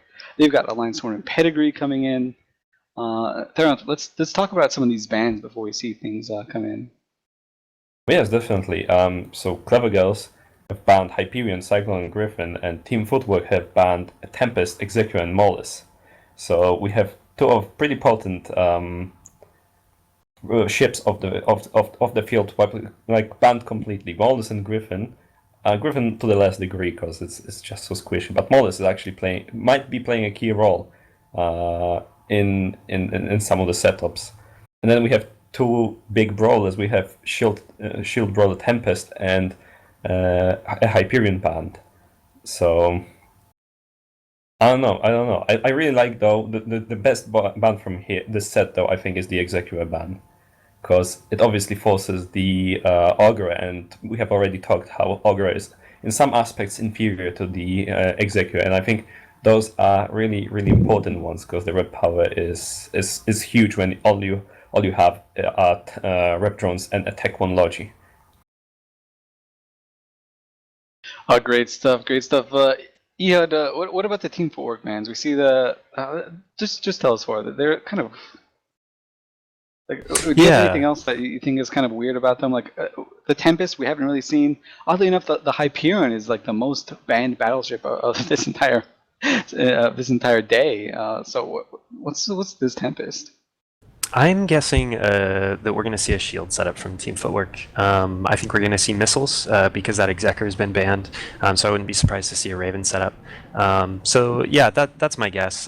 They don't want to get rushed by that Tempest, and they want to ban the Executor to give a disadvantage to any armor team that might come against them. The Maul's obvious. If you've got those missiles at long range, you don't want to be damped out. So. Yeah, it's pretty interesting that we see the APOC is not banned by either team. The Vigil is not banned by either team. So, Starfleet, do you think we're going to see anything new, anything fancy, or are these guys just going to take what they're used to taking? Well, I can see the ships on field, so I'm not going to say Oh anything. yeah, you have to pretend you I'm not don't. going to say anything, but I'm going to pretend. If I was just looking at the bans, I'd actually agree with Ehud. I think that this is Tempest, Executor ban, Maulus ban, Hyperion, Cyclone, Griffin. I definitely see screaming APOC. We've seen APOC so much, it's not banned. I think that someone will bring an APOC. If they don't, then the Hyperion's not there, so it's like a missile, maybe a Raven. So it's like APOC or Raven is the only other two battleships that are actually the What most about the picked Foon? ones. What about the Foon, We actually haven't seen the Foon at all. Like I think they did I think Bay did a rework on it. Am I wrong, Titonia? A while ago. Yeah, he changed it. I think it was rapid heavy or cruise before, and he changed it to torpedoes. Yeah, so because before it was like the only battleship that got flown. It was too overpowered, and then he refit it and to sort of balance that out a bit. And I mean, we haven't seen that purely because I think that you could make it work, but I don't think we're gonna see it. Definitely APOC, maybe mirror match APOCs, maybe Raven. But I definitely think APOC, 100%. All right, well let's just keep going into the match. Let's see the CleverGirls, who need to win everything here to maintain their championship, and Team Footwork is who they'll be facing. So Theron and Ehud, take it away.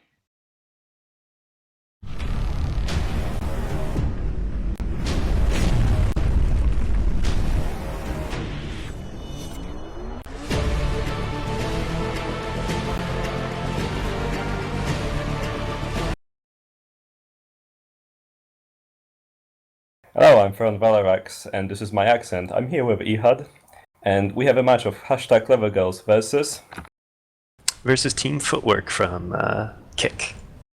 So the Pandemic Horde brought an APOC and some other ships that have been made fun of today already, and that's Oracle, Augurer, and then to respected Olgos and the Punisher.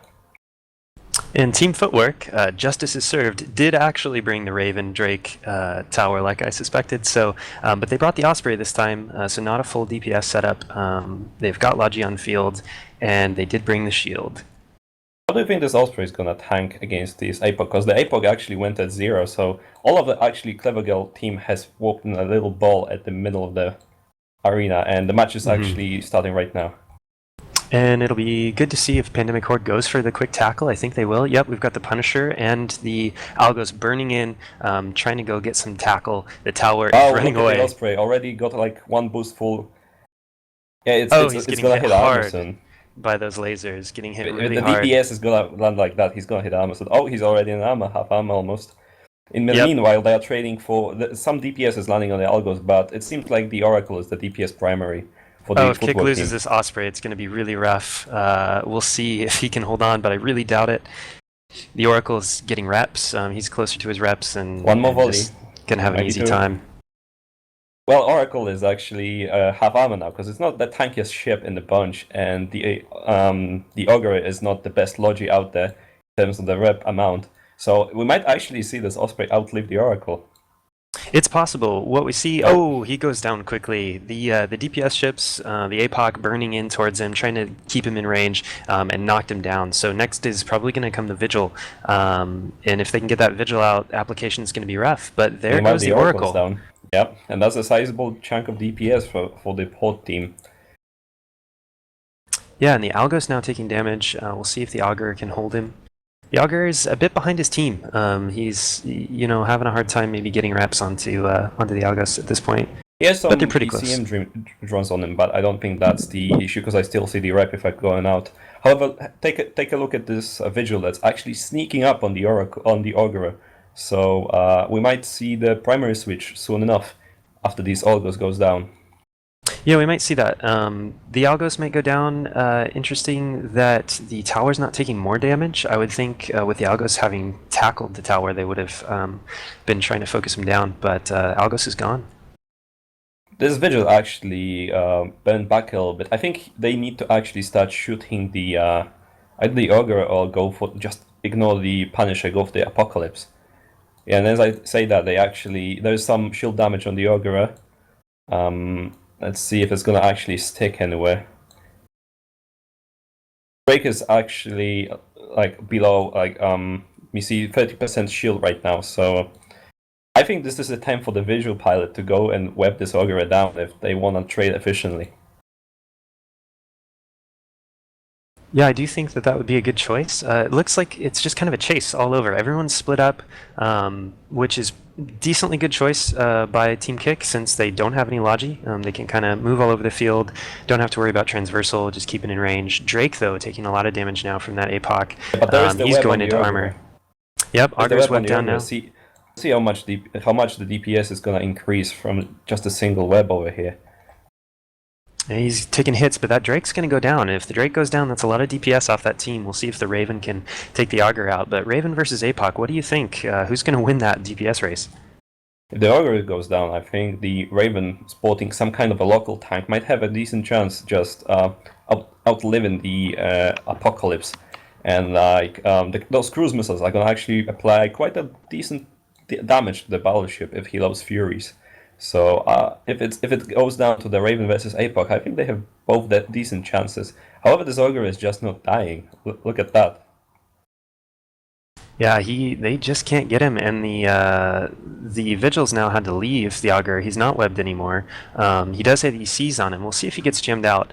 If he does, it doesn't really help Team Kick because they're really just trying to kill him, not EC him. Yeah, this is great. This is actually great team play by Tyrion from Horde, because he's like safeguarding his Augurer body, keeping this Vigil at bay, so that the Raven is never gonna apply full DPS to it unless it gets, because it's just not gonna. Even if you load precision missiles, it's gonna be only like versus after burning Augurer, it's gonna be only like I don't know 250 maybe. DPS yeah, and I think the Raven's local tank is just not gonna hold out if they can't get rid of this Augur soon. So. Sooner or later, he's going to run out of the cup booster charges, so when he reloads, there's some chance for the Apocalypse to actually punch through the shields, but I don't know, was it the purple laser? No, the Apocalypse is actually shooting something else right now with the Conflag or Multispectral. Oh, no, he just switched to the Raven. Yeah, he's just gotten into range with the Raven, and so now he's using full damage if he can, just to try and break that tank. Augurer. Yeah, very low DPS. Now, if you're Team Kick, do you move your ECs to the APOC and hope for a chance jam there, or keep them on this Augurer? Absolutely, they are useless on the Augurer. If like the Augurer is damage primary, why would you keep those EC 300s or 600s? This is actually 600s. Yeah, they should really have those on the APOC. That's probably just one of those things that's getting missed right now, as it's a very close match. At the same time, the Algos, the Tal was actually tackled by Punisher, and I think it's not gonna last very long. Yeah, and he just immediately dies. Great job by the Punisher, switching up, going from screening to tackling, and turning that quickly in favor for CleverGirls. Well, I think at this point, CleverGirls actually have this in the bag. Yeah, the Raven, I guess, is on a reload, because we haven't seen it boost in a while. And the Augur is actually wrapping up quite nicely, so...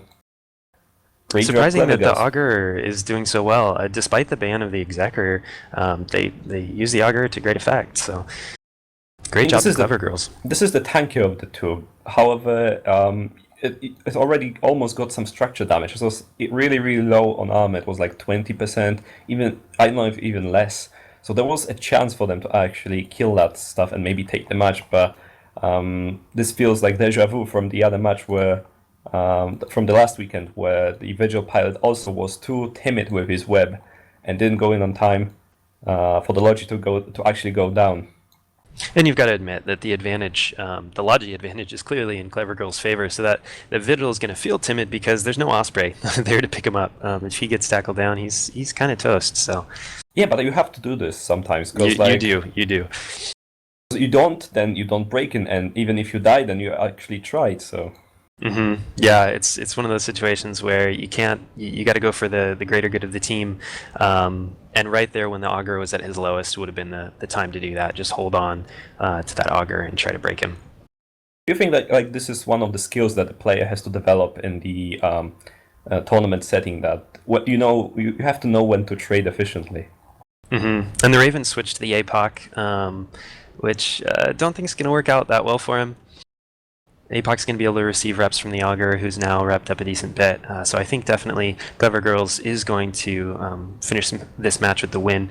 Now, what Kit can do is they can try to survive with the Vigil, maybe even survive with the Raven, and attempt to keep points away from CleverGirls. Yes, CleverGirls need to actually take a clean sweep this one to have any chance of winning. Yeah, if they don't kill the Vigil, they can tie, because they need a full clean sweep to win by 1 point. So they can afford to not kill the Vigil and still tie, but they must kill the Raven with less than 3 minutes to go. I think the Raven actually hit the reload. Yeah, he's repping now, so this is the battle for CleverGirls. It's uphill both directions because they really have to win very solid victories, and they've got to clean the field here with only 2 minutes left, less than 2 minutes left, to break that Raven and to kill the Vigil. I don't think it's going to happen, to be honest. Yeah, I really don't. I think you're right. The Punishers got the Vigil tackled, but if they can't kill the Raven in time, it's not going to make a big difference. This is going to be a close squeeze for this CleverGirls team to see if they can make the magic happen here as the Raven goes into structure. Never mind. We have still almost 2 minutes left, so actually, falls on me, this Vigil is going to go down if it's hard tackled, so it's going to be a clean sweep for CleverGirls. The Vigil broke the tackle of the Punisher, though. He is burning away, so we'll see what happens with that if the Apocalypse can hurt him. He's gotten away from the Punisher. What happened with Tyrion there? We don't know, but there goes the Raven. So CleverGirls is still in good position to tie if they win their next match with a clean sweep, unless they can kill this Vigil. I think I know what happened there, because this is a double-plated Punisher, but it only has 2 mid slots. One of them is MWD, the other one is Web, while the Vigil has a Web of his own. So he can web him down and, using his higher native speed, just run away. And I believe the Vigil has boundary violated. Yeah, boundary violated. He's gone out to 140 kilometers, so that is the end of that. Congratulations to CleverGirls. They've got 15 points from that, I believe. Yeah, we'll have to check the ruling on that when we get back to the studio, but that's the end of the match, so back to you, Elise.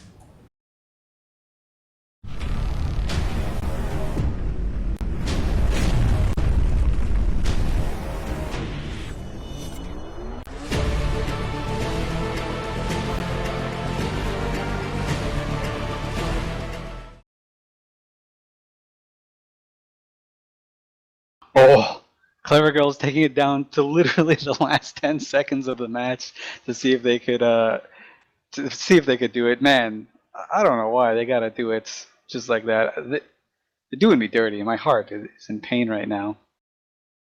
But that was super exciting.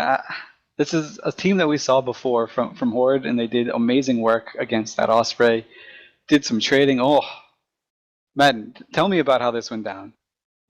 Other than being super amazing and super exciting, it was just a matter. I mean, all right, in terms of who's going to win the match, CleverGirls, I think, had the match won basically right after they killed the Osprey. I know it was still close for a period of time there. There was still a chance that that the other guys could have taken it back, that Footwork could have taken it back, but I really think the Osprey was that moment when they managed to break through those reps. But the end of that match, watching that Raven, that was amazing. 30 seconds to go, basically, that Raven goes down. That Raven pilot, he managed to... I honestly think that the Tau War was playing off as a secondary catch because they took the Tau War, he got tackled, and he was killed while the Raven was on reload. I think the Raven used the tower as a break so that while they were trying to go after the Raven, the tower gets tackled by accident, and then they switch DPS targets. So now they're shooting the tower instead of the Raven. Raven finishes reload and dies with 30 seconds to go.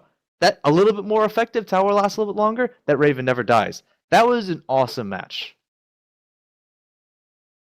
Yeah, awesome is feels like an understatement, even though it's a pretty big thing to say. There was so much target switching in the entire match. Some amazing piloting by the Punisher. Starfleet, tell me about how great this Punisher was. He's I great. just want to hear how great He's he doing is. great. That guy, doing his great. Apart from the end, he let the vigil go, but he did boundary anyway. But the bit Punisher doing a great job, just getting rid of that vigil onto the Augur. Like we saw for a second there, the damage on the Augur did bump when the webs came on him. The Punisher basically scrammed him, webbed him, let the Augur get away. That is literally, as Chester was saying, like in some other AT or something, you know, learning to screen the enemy tackles, just getting rid of them, defending your Augur, making sure they can't apply full damage on him, because he almost died. That Augur almost died in that match. He was very close to getting very low in armor, but the Punisher just doing a great job. And honestly, this match was absolutely amazing. I thought the Ravens, the missile team had it in the bag, because I thought, you know, they killed the Oracle, lots of DPS down, but it was backwards and forwards. These are the matches that are great, and it's just great to watch.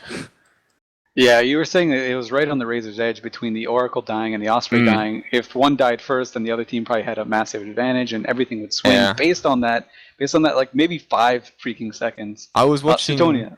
No. I was going to say, I was watching the Osprey, and he was having a hard time. He burnt away, like directly away from the Oracle and the APOC. That's why he was taking so much damage at the start. And then he tried to get some transversal, but again, the Punisher was on him, got him webbed down, and that's why he died. Sutonia, I'm just impressed with this Horde team. Obviously, I'm a little bit biased, but we don't expect necessarily like this type of really insanely good decision making coming from a team that really hasn't played in the Alliance tournament very much. What are your interpretations of this? Well, I mean, both these teams are actually, I think, really, really good. Like, Team Footwork, of course, have played in the Alliance tournament several times. They did very well in one of them, if I recall. Yeah, Footwork actually, I've always been surprised by how well they were. They really like to get 1 or 2 setups and they just master them. And even though CleverGirls is Pandemic Horde, I believe there are a few tournament veterans hanging about. I think Catonic Dawn has played on the PL Alliance tournament team before. I could be mistaken, though. Oh, I think I might be mistaken. But... I don't think he has. He might have been playing on the Waffles team, but Oh, it's the Waffles, I think. I know. I remember his name from somewhere. Although, again, I could be wrong. Oh, that is good. I mean, I'm still flabbergasted by how amazing this entire match went down. Theron, you were there during the thing as it was going. What did you think about the Punisher piloting on that scale, on that thing? Really good. Just really good. Because the guy knew when to go back and not only keep the vigil at bay, where he was actually in position to web the Augurer, the Raven, to kill. But while he was there, just like orbiting his body, he casually just killed those pesky Vespers over there, a couple of them, and then just left out like it was none of his business. So I really liked his play, but I think that actually was also something that at this point, even though Ehud said that they had the advantage when the Osprey went down. The Pandemic Legion, Pandemic Horde guys, they had the advantage over there, but I think there was still a chance that the Raven could have won that alone, because I took a quick dive into my cave over there in the EFT, and it looks like the Raven was actually able to break through the Apocalypse, receiving the reps from the Augurer while he was just tanking on his own. So if he would have switched instead of like beating this Augurer relentlessly without any effect over there for a couple of minutes, he could have switched, like, loaded Fury missiles, shot that Apocalypse. Maybe he would have broke through. So There's like this one thing I've noticed, but yeah, back to the Punisher, great guy. Oh, that is great to see. And coming up next, we've got Scram Scene Investigation versus the Democratic Republic of Kanye. Scram Scene Investigation don't have that many points. In fact, neither of these teams have a bunch of points, but they're fighting for the 6 and 7 slot actually. So depending on how they finish here, it will depends how they finish throughout the entire series. And it looks like both teams are ready. Yeah, both teams are ready. So I'm going to send it over to Starfleet and Theronth to introduce the teams.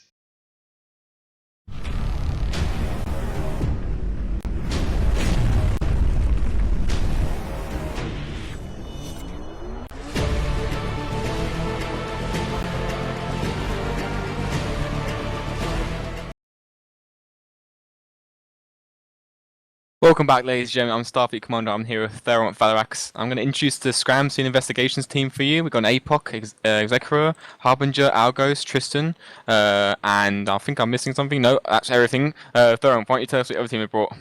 On the other side, Circle of Two brought Apocalypse, Executor, Griffin, Olgos, and a Man Brutix that's actually hull tanked. Yeah, so we've got This Brutix, is pretty interesting. Yeah, Brutix and Harbinger. What do you think is going to be better here? I don't know, to be honest, because I'm not really, as I stated a few times, I'm not really a fan of technologies. So this Brutix actually picks, he brings quite a punch. So maybe they will be able to break through this Executor on the other side really quickly, and then who knows? Yeah. Match is gonna start in a couple of seconds. 3, 2, 1. Yeah, he has warped in at 0, this Brutix, with the Algos at like 10 behind him. So we're going to see if they're going to go straight into the fight, and they are. The Brutix is just saying, do you know what, guys? I'm going to go straight into your blob, and I need to get on top of you guys. With the Griffin taking damage straight away. Yeah, the Griffin is taking damage. On the other side, it seems like the Harbinger is the primary. The Harbinger is not that tanky.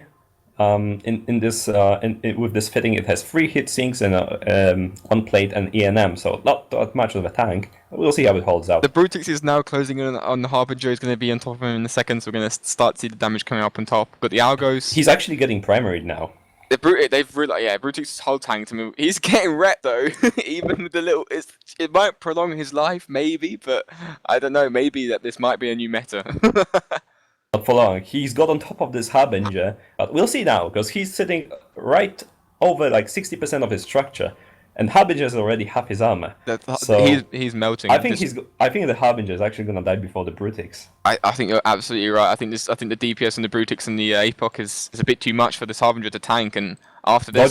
Dodgy Bob, please hit everything you've got, man. Yeah, he needs to survive. He needs to survive for literally about 10 seconds more. And then he's gonna die. The Harbinger goes down, and he might. Well, he won't. I don't think he's gonna tank. I think they're gonna trade, but I think that they need to really look onto their next target, don't they, to get something. Well, the next obvious primary is Apocalypse, actually. How far are they actually gonna shoot? Yeah, the Apocalypse is getting some damage. Yeah, the APOC's close. He's about 20k from the Brutix. The Brutix is now going in. They've scrammed the Seer 2 Algos. Sorry, the blue team's Algos. This is all, just Algos teeing down each other. Look at the Brutix is actually pulling up. Pulling up into armor. He has literally no armor. He's got base hull armor HP. So he's probably got what? How much armor has he got? Not much. Literally. I think you're right though. About 8k, something like 8k. 8k. I don't think this APOC's going to be out. He's on top of him now. The Brutix is on top of him. I don't think he's going to be able to track him. Maybe he's going to have a hard time. Well, tracking is not going to be an issue. He's going to track him. The thing is, like, the Executor only reps out for like it's going to have like. Meanwhile, the Argos goes down actually on the other side. Yeah, the red team's Argos is going down, but blue team's Argos is in structure He's as well. Strong. He's holding strong. He's getting reps from the Executor. So the Executor is splitting reps on the Algos. Definitely want to keep that Algos alive. They are small destroyers, but they do a lot of DPS, so everything helps really. But I think that if you're the APOC, I mean, what do you go for here? You're in a bit of a tight spot, you know. Yeah, it is a tight spot, and don't forget about this Griffin, like looming out there. Yeah, exactly. All this time. We've got the Griffin. He's just focusing all. He's actually being shot by the APOC now, I think. He's got all of his jams focusing on the Executor. You can see the effects on the. I don't know. Well, I can. Hopefully, maybe we can get a shot of that. He's just got his little effects going onto the Executor. Not allowing anything at the moment because the Executor is still getting reps out. Seems to be everything sort of holding. on all the teams, but apart from their Apox sort of dying. The Apox is shooting the Brutix, however, the damage is not sticking. Like, No, it's too close, man. He's very close. He's not webbed. The Brutix is not webbed, so he's not going to be applying anything fully. The Tristan, meanwhile, he's being hard tackled by the Argos. now another primary switch to the Algos. Maybe a good call. Get this tackle off to Tristan. But even though the Tristan goes down, there you go. Tristan down. This is looking really bad, unfortunately, for the Scram scene team. Yeah, the Kanye is representing, and I think they're just gonna take it easily. At this point, there is no way. The APOC is going to go down. I'm not really too sure how this Griffin has been much of an influence. I think the Executor is actually jammed now. He's not repping it. He is repping now. Griffin is a thing. Like if you let it like just run around wild, it's gonna be annoying. At least annoying. If you like, it's gonna be prolonged for that.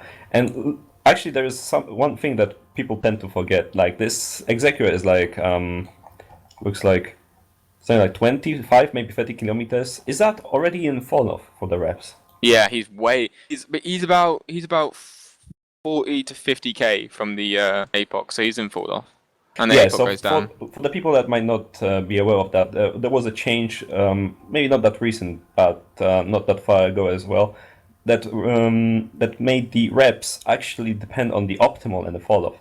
So if you're gonna be in a deep fall off of your Logi ship, and you're not gonna receive not even full reps, maybe not even half. So there's additional thing that you have to remember when you're positioning yourself on the grid. You have to, if you want to rep a lot, you have to be close to your target. A lot of Logi pilots might feel complacent that their reps are cycling, but it's not all the max reps that are going through. With the Executor now just eating it right now, he's taking all the full damage. This fight is actually quite on the edge of the arena. Actually, they're all 100k. But with that being said, the Executor is still going to try and hold on. He's going to structure. Yeah, he's going to structure. With that being said, Dodgy Bob. This is the hero of this match.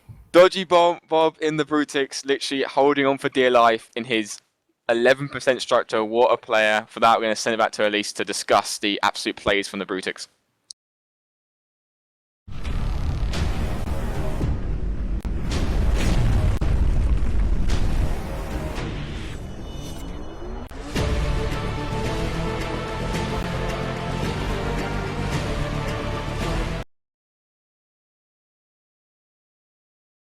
Oh, Democratic Republic of Kanye coming back earlier in the round, or earlier in the day. They kind of had a bad showing against the PFR team, who are currently sitting in first place.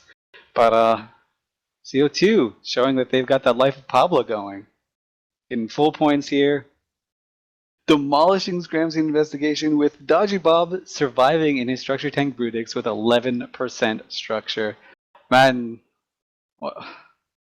Tell me about how that match goes, like against the Harbinger. Well, basically, what you have is you have the ballsiest Brutix pilot, on the planet, give or take, and he says, "You know what? I'm gonna be in a structure tank Brutix, and I'm gonna sit in front of your face, and I'm gonna shoot you with blasters, and then you're gonna die." And basically, Scram scene, they tried to say no, but in the end, they said yes, and there was nothing to be found of them. They were demolished by the power of the Brutix and its amazing guns. Man, that's two back-to-back really exciting matches here. Although the points didn't matter too much. I mean, obviously, the way it'll finish off is the Democratic Republic of Kanye will finish in 6th, Scram Scene Investigation in 7, and Test in 8. But man, that was. I'm so glad that they made a show of that, because that was really, really incredible. Ehud, what did you think about this? I thought it was a good match. I think when you're Dodgy Bob and the reps start landing and you pull away from that, you're feeling so good. That's one of the things that makes this game great, is that those moments of victory are so visceral. They really get to you. It's like the shakes in PvP, so really fun to watch. And that was the crux of the matter, and that turned the tide. So great showing, Dodgy Bob. Yeah, that was really fun, and something that, while we were focusing on Dodgy Bob the entire time, the Griffin pilot for the Democratic Republic of Kanye team silently putting in work. Suetonia, tell me about how Griffin pilots work and how annoying it is to be jammed by a Griffin pilot. Oh, it's really annoying to be jammed by a Griffin. Well, the Griffin pilot did a really good job. He was primaried at the start, actually, but he was able to pull traversal and range, so he was able to keep himself up. And then he basically just focused a lot on the Excura as soon as the Harbinger got tackled. So he removed like a lot of the like incoming reps from the Harbinger, which is probably what allowed Dodgy Bob to like win the all-in. Because as soon as the Harbinger died, like Dodgy Bob was just able to sort of like peel back his armor. Man, so exciting. Like it was just so back and forth, and as the commentators were saying, the Brutix were structure tanks, so it wasn't even armor tanks. So those reps it was getting, it was just like boosting up some raw HP. So it wasn't even a lot of damage. And do you think Scram Scene Investigation could have done anything differently in that match, Theron? I think they did the right call. They had to primary the Brutix first because it has obviously this is the biggest DPS that also has one of the weakest tanks actually under the reps. It has a lot of EHP, but you can chew through that relatively quickly. The thing is, like, I'm surprised that the Harbinger actually was so easy to scram. There was no screening for that Brutix. Like as Starfleet said at one point, the August was scrambling the other August. Like, what is the point? Why wouldn't you want to stop this Brutix that's like charging through the space right at your precious Harbinger that just sitting there doing like trying to maybe slow boat away or burn away. I don't know. Like I think more screening would be beneficial for them, and also like maybe bring the executor a little bit closer, because at some point he was like really far away and trying to rev from the fall off, which is understandable because like there's this crazy APOC over there and this Dodgy Bob roaming around, but well, maybe that's more a question to Starfleet Commander because he's the logic pilot. But I would bring it a little bit closer, just to rep some more, maybe overheat and try his best.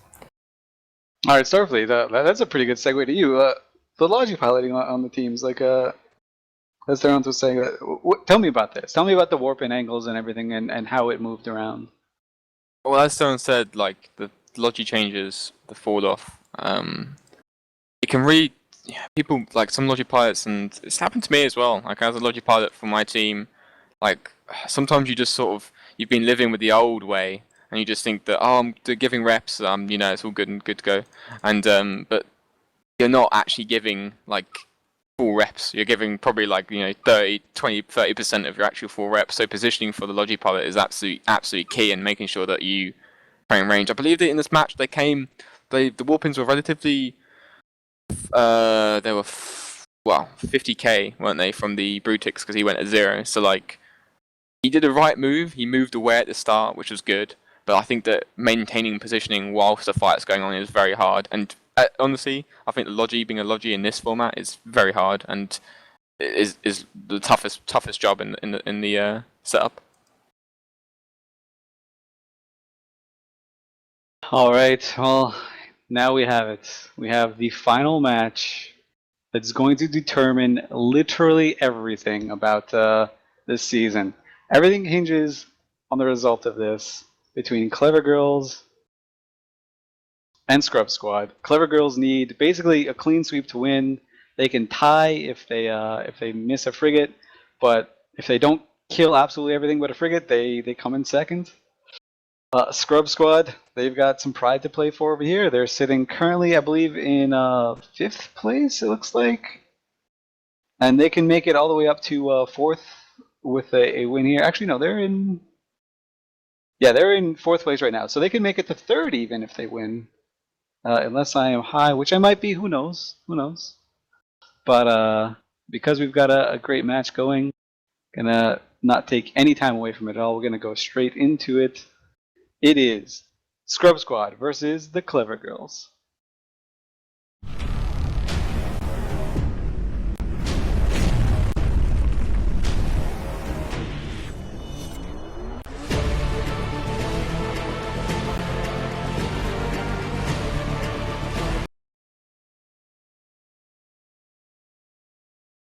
Hi, I'm Su20. I'm going to be commentating with Elise Randolph, and I'm going to introduce the Scrub Squad team for you right here, which is Raven, Drake, Osprey, Tower, and Vigil, a team that they've run many times before.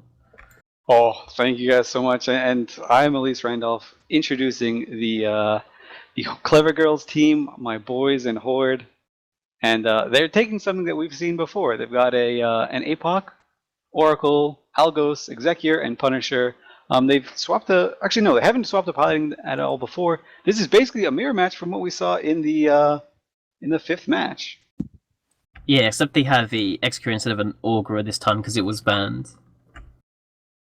Yeah, why don't you go over the bans a little bit while we wait for the clock to count down. There is 10 seconds to go. Well, one thing that's interesting about the bans is both teams banned Hyperion and Cyclone, and the only differences are Griffin and Augurer.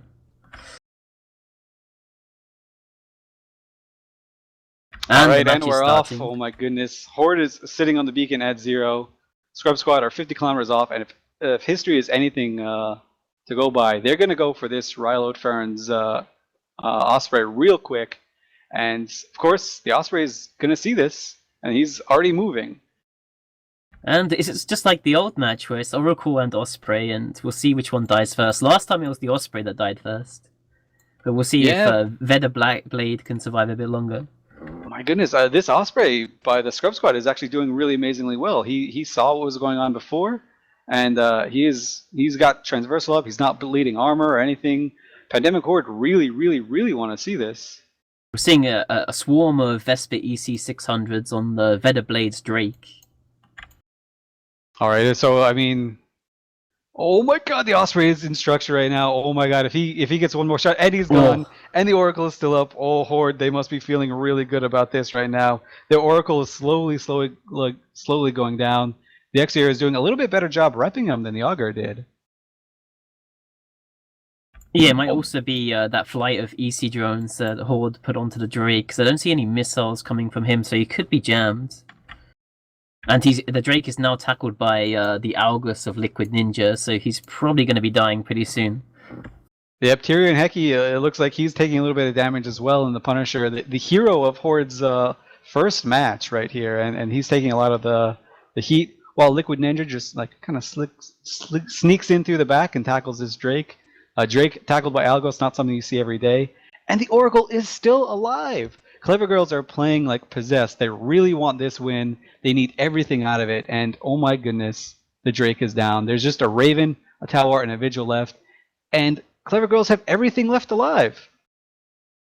Yeah, I mean, last time the dudes lost, that were fighting, lost the Destroyer and the Battlecruiser by this point, but Hordes just have everything still. And Scrub Squad are not shying away. They're not going for the arena edge. They are brawling everything down.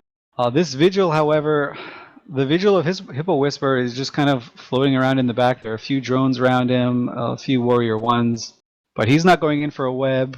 Do you think Scrub Squad should be changing their tactics, or do you think shooting this Oracle is kind of... Oh, the Oracle dies. Okay, great. Make me look like a fool. So now we're in a similar situation with a Raven versus an Apocalypse. What do you think is going to happen next? Well, Scrub Squad, what they need to do is score 8 points to claim 4th place from Team Footwork, or if they score 7 points, then they get to tie with Footwork. So they need to at least kill the Executor, or the Algus and the Punisher, preferably kill the Apocalypse. But I'm not sure if they can do that. So we see a little bit of split damage here. This Scrub Squad Tower is really tackled by the Punisher belonging to Tyrion Heki and Liquid Ninja's Algos. Like, they're both going to town on him. Meanwhile, Catatonic Dawn is shooting Boondock's Raven. So we see like some split damage here, but it's one of those situations where split damage is not bad.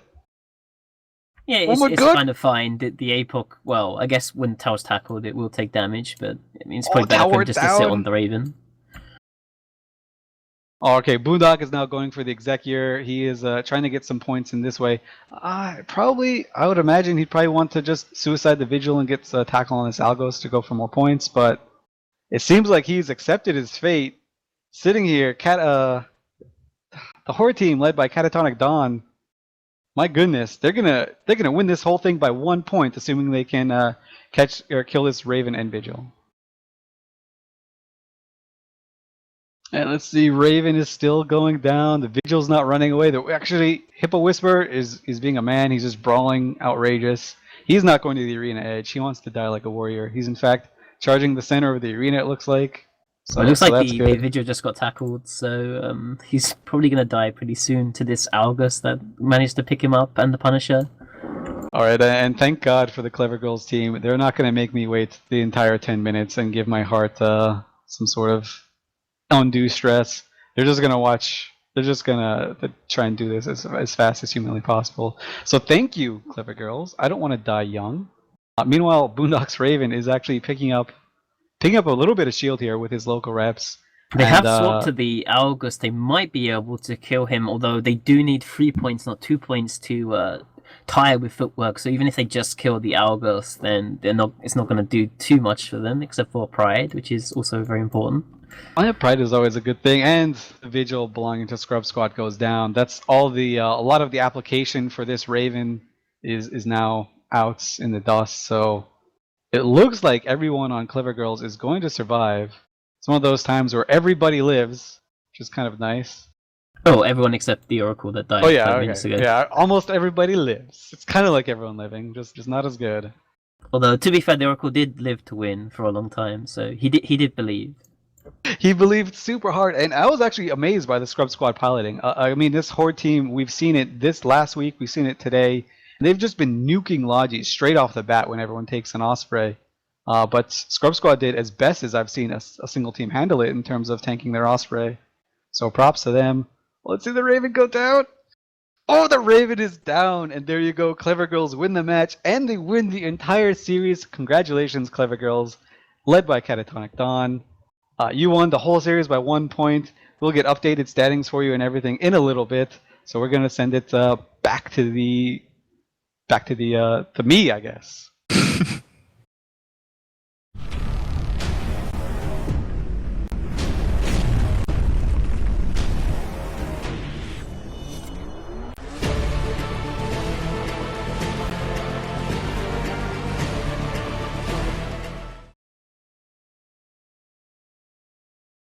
Oh, thanks, great commentary team. That was fantastic. I'm completely speechless by what went down. So CleverGirls go ahead and win the match and the entire season of EVNT Fight Club, winning by 1 point over Pretty Freaking Reluctant. Coming in third place is Johnny and Sons Fencing Specialists, and we'll go ahead and post the entire standings in a little bit in chat. But Madden, break this down for us. How'd it go? Well, it's kind of like, we saw a version of this match before. I think this is just, you get to experience it in a version where it makes a lot bigger difference to CleverGirls. Basically, here, 1 point. 1 point. You get to watch a match where CleverGirls, they kill everything. They win the entire, several months long EVNT Fight Club tournament by 1 point. And basically, it's because they killed the Vigil. I mean, I think the match itself, it was a little bit less close than the version we saw before. The Osprey didn't live as long. The Oracle lived longer. So, obviously CleverGirls had a bit of a better cushion. They weren't kind of freaking out about the Raven as much as it was last time. But still, a fantastic match to watch. And you just got to give it out to CleverGirls. This entire time, coming out, winning it by 1 point, and making it fantastic the entire way. Really great combat. Yeah, while I try and get my breath back, because that was super exciting to watch, and I mean, I'm a little bit biased because Pandemic Horde are part of my little family in game. Starfleet, what was interesting? What surprised you in this matchup? Because we've seen it before. I thought that the Osprey piloting was good. Like Rilo did his best to mitigate as much of the damage as he could. The thing is like he was going to die eventually. There's no way around it. It's just a matter of trying to prolong his life, long enough, just to give his team some time to get something down. But again, the Punisher comes in, saves the day, Scrams webs him, and he falls off the map. I mean, this Punisher guy, he's good. Are you sure he's actually a P-Horde person, Elise? Are you sure he ain't got a spy in there? Oh, it might be a spy, but I'm gonna keep him. Like he's mine now. He's gonna Stockholm syndrome. I was specifically watching him in that match. He's really good. always looking at the next target to go for, looking to get some tackles and things. If there's something close by, looking at that vigil, trying to get him. Obviously, the vigil's really quickly, really quite fast for him, but he was obviously very aware of his surroundings of like what can be the next, target. Which is absolutely a great fight, honestly, amazing. All right, so thanks to Sutonia, who compiled all of the statistics throughout the entire season. We've got your finalized standings, which I think are posted in chat already, but if not, I'll just go through them real quick. CleverGirls, number 1 with 91 points. Pretty freaking reluctant. Number 2 with 90 points. Congrats, both like maxed out on the entire day today. Like they did everything they needed. That was really special to watch. Johnny and Sons also knew what they had against them, but unfortunately, they only had one match today, so even though they had a clean sweep, they finished the season in 3rd place with 81 points. Team Footwork, 64 points in 4th place. Scrub Squad, very nearly tied with 4th, but they finished 5th with 61 points. And following up the back end is the Democratic Republic of Kanye, who are the winners in my heart for their name. Team name, so good. They've got 46 points. Scram Scene Investigation with 39 points. And Test Alliance, please ignore, 21 points. But you know what? They've got the North to celebrate with. They're too busy, aren't they? At least right now. I guess they're in toasting stuff or something. I don't know what's going on. There's some sort of fight in Eve. Yeah, I've heard it as well. It is kind of weird. But that was incredibly exciting, guys. I just want to thank everyone who was involved. We're gonna go through and introduce your cast for this match one more time. Let's just start with Ehud. Hey guys, Ehud Guerra. Had a great time with the Fight Club matches, just watching these great teams. Really excited to see what goes on next in the next Collides tournament as we have more teams represented. Great experience. Thanks, you guys. All right, Madden, how about you? Yeah, Madden Kenrende here from Mubu.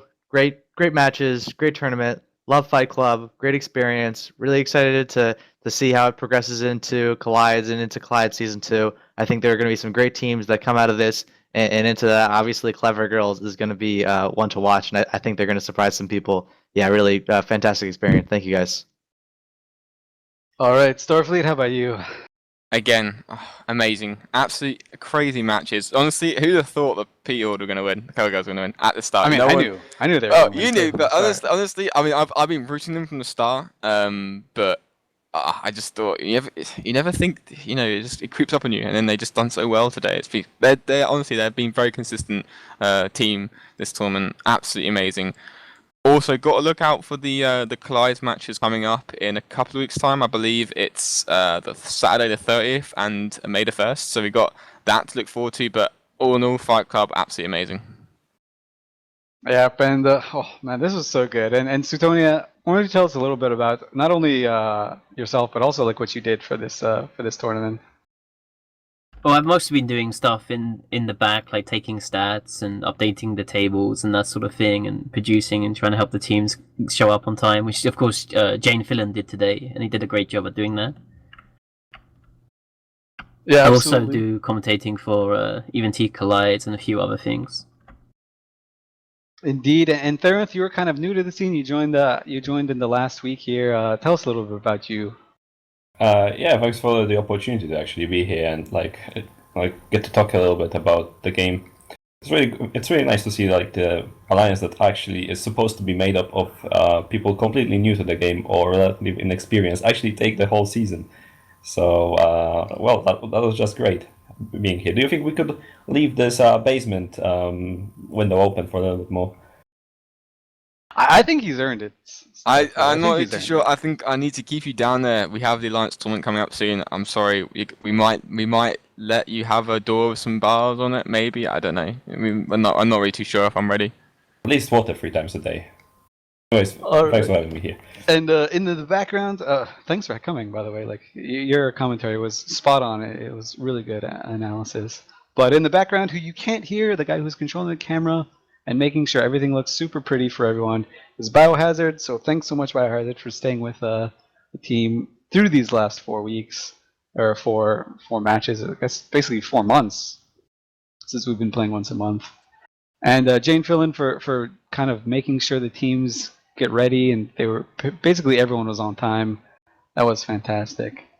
As for me, I am Elise Randolph. This was an incredible season of EVNT Fight Club. I cannot wait for the next season. We're going to have some great changes for you next year, or next season. It's not coming next year, but for the next season. So keep up with the website. Figure out when things are going to happen. Follow us on Twitter. I can tell you it's going to be incredibly special. We're going to change the format up just a little bit. Do I surprise you guys, or do I like dangle it? Okay, no, I'm not going to. I just pretty woman you guys, but it's going to be great. We're going to kind of completely shake it up next year. These teams are going to be competing for something that's kind of fancy. And of course, since Horde won this year, they're going to be competing with the top teams next season. So I personally cannot wait, and they definitely have deserved it. Thanks everyone for watching. I'm really appreciative of it.